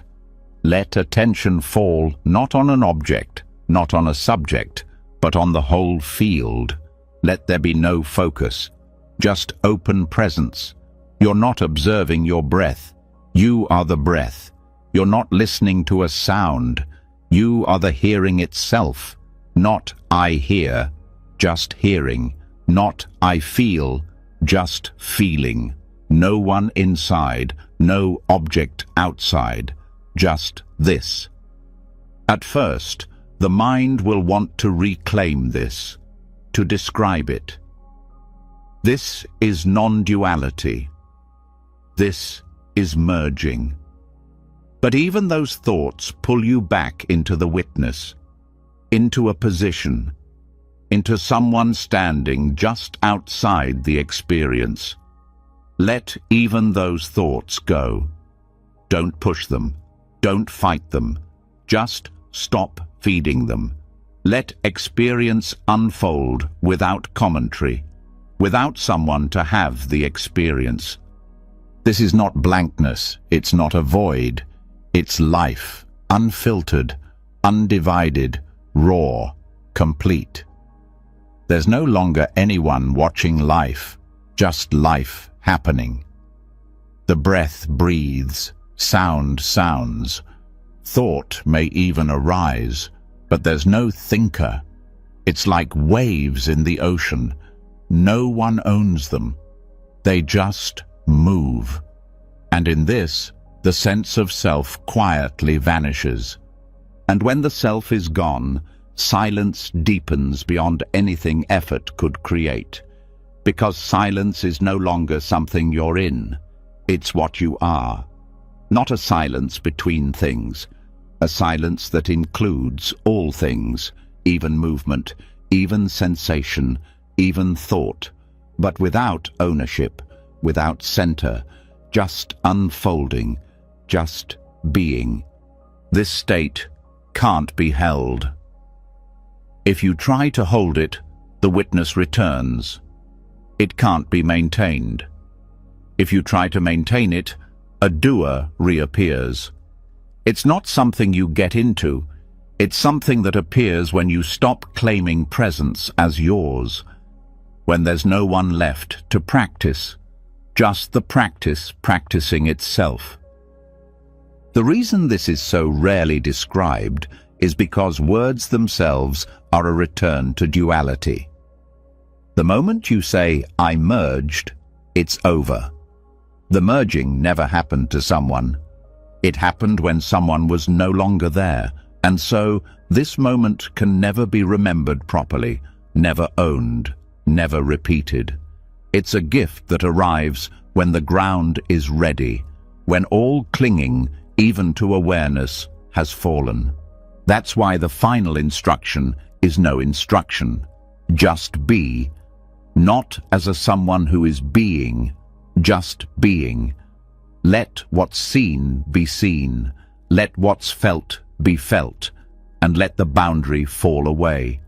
It may start as a moment, a flash, a pause between thoughts where everything feels wide, borderless, where you disappear and yet nothing is missing. Over time, these flashes stretch. They last longer, until presence without position becomes the new normal. And the sense of a watcher seems strange, like a game you used to play. Even when the witness returns, and it will, there's no need to resist. Just see it. Don't fight it. Don't follow it. Let it fade like mist in sunlight. The more softly you allow it to appear and dissolve, the more natural the shift becomes. And when the shift stabilizes, life continues. But it feels different, simpler, lighter.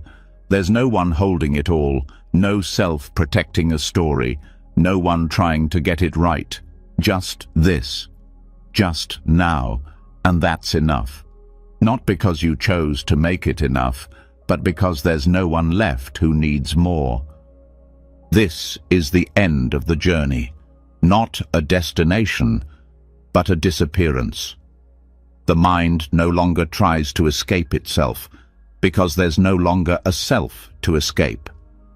What remains is pure presence, not yours, not mine, just what is. And in that presence, peace doesn't come and go. It doesn't rise and fall with mood. It doesn't depend on anything, because peace is not a state. It's the absence of division. It's the end of the search. Now that the witness has dissolved, and there is no longer a center from which to observe or manage experience, the mind enters a deeper stillness, one that doesn't rely on awareness as a position, but flows as undivided presence. Yet, even here, in this openness, one final habit remains, It doesn't shout or pull. It whispers, it waits, a barely noticeable tension, like a thread in the background, waiting for the next thought, waiting for the next insight, waiting for the next thing to appear. And that waiting, gentle as it may be, is still doing. It is still a form of reaching.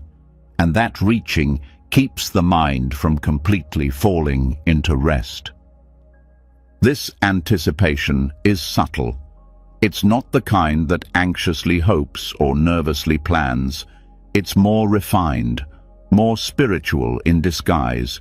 It's the quiet scan for what comes next. The mental posture that leans forward just slightly, ready to catch whatever arises. Even after the self has been seen through, even after thought has softened and awareness has dropped all commentary, there can still be this readiness. A low hum of mental preparation, and as long as it remains, the mind cannot fully let go. In Buddhist language, this is still grasping, not for objects or stories or identity, but for continuity, for the next moment of experience. It's the mind trying to stay in control by staying aware of what's coming, but true awareness doesn't anticipate. It doesn't wait for the next moment to begin. It is the space that allows all moments without reaching for them. This is where the deepest surrender begins, not of effort, but of expectation. The expectation that something will happen. That thought will return. That silence must be maintained. That awareness should stay awake. Even this is too much. Even this is extra. Surrendering the next thought doesn't mean trying to stop it. It means giving up the need to be ready for it. It means letting go of the quiet watcher who waits to see what happens. It means resting in such complete openness that if nothing arises, that too is allowed. And if something arises, it passes through without being anticipated, without being caught. You can feel this habit if you sit still enough. There's a tension in the center of the forehead, a slight forward tilt in attention, a readiness to register whatever appears. Drop it. Let attention fall back.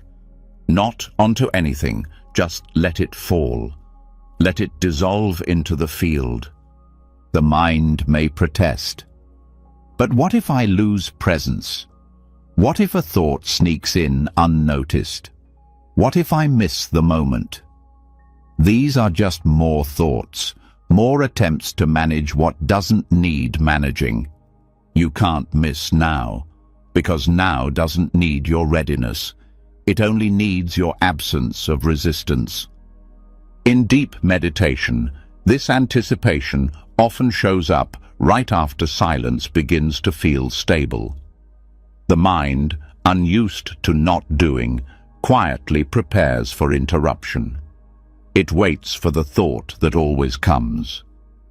But this very waiting prevents the depth from deepening. It keeps the mind in the role of the gatekeeper, and as long as the gatekeeper is there, something is being held. What's required now is the simplest form of letting go. Not letting go of emotion or narrative, but of readiness itself. Let attention rest so fully that there is no one left scanning the horizon. Let the breath rise and fall without waiting for it. Let the next moment come without leaning into it. Let thought appear or not appear without watching for it. This is pure allowing, the end of all positions, not even a stance of being open, just openness itself, not even a preference for peace, just space, untouched.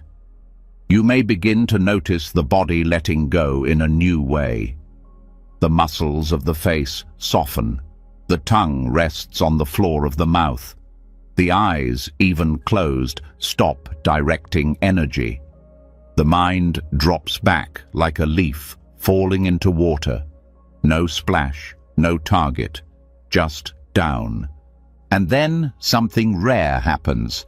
Thought doesn't disappear, but its cycle slows. Without anticipation to sustain it, the machinery winds down. The next thought may come, but it finds no grip, no waiting hand to receive it, no mind leaning toward it. It lands and dissolves before it has shape. Even awareness, once sharp and vigilant, now becomes soft and peripheral. Not gone, but passive. Present, but uninvested. There is no spotlight, no mental scanner. Just a field, wide and still. From here, the idea of practice fades, because practice suggests repetition, intention, structure. But this space can't be practiced. It can only be returned to through the deepest surrender. Not a surrender of discipline, but of interest, of effort, of holding. Let even the impulse to be aware be released. Awareness doesn't need your help. It doesn't need to be kept alive. The sky doesn't need you to hold it up. Silence doesn't need you to stay focused. Let all of it go. Let thought rise as it may. Let sensation pass like wind. Let sound come and go. But you, what you thought was you, have no more job, no more control, no more anticipation. What's left is stillness without edges, a stillness that no longer fears movement. Because it is not threatened by the next thing, it is not disturbed by what comes or goes. It doesn't prepare, it doesn't resist, it doesn't care if another thought appears, because it knows it doesn't need to be ready. This is rest, not as escape, but as complete absence of strategy. You are no longer the meditator, no longer the seeker, no longer the one watching from behind the curtain. The curtain has dropped, the play has ended, but the stage remains. Lit by a light that needs no source. And even if a thought comes now, even if it brings a story or a judgment, it fades quickly, because there's no one left waiting to hear it. It passes like a whisper in an empty room. You are not the breath, not the silence, not even the witness. You are what remains when all roles have been dropped and nothing is expected next. Now, let the next moment unfold as it will. No tension, no guarding. Let thought arise without meeting it. Let stillness be interrupted without resisting it. Let everything pass through this space as if through open air.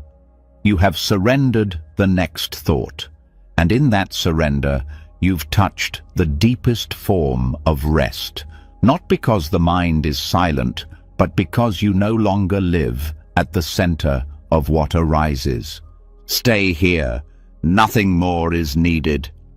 You've just taken a journey few ever dare to take, not outward into the world, but inward, into the silence most people spend their whole lives avoiding. One by one, the layers of noise fell away. Thought was seen for what it is, not truth, just movement. The need to get it right, let go. The craving for peace, released. Even the witness, the final quiet watcher, dissolved into stillness. And what remained wasn't blankness. It wasn't emptiness in the hollow sense. It was openness, space, freedom. The kind of peace that doesn't come and go because it's not something you do.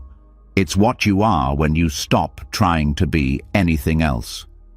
You learned how the mind fills itself through naming, watching, remembering, judging, striving, and with each lesson you loosened the knot. You rested between breaths. You stopped chasing the next thought. And slowly, gently, reality stopped being something to manage and became something to merge with.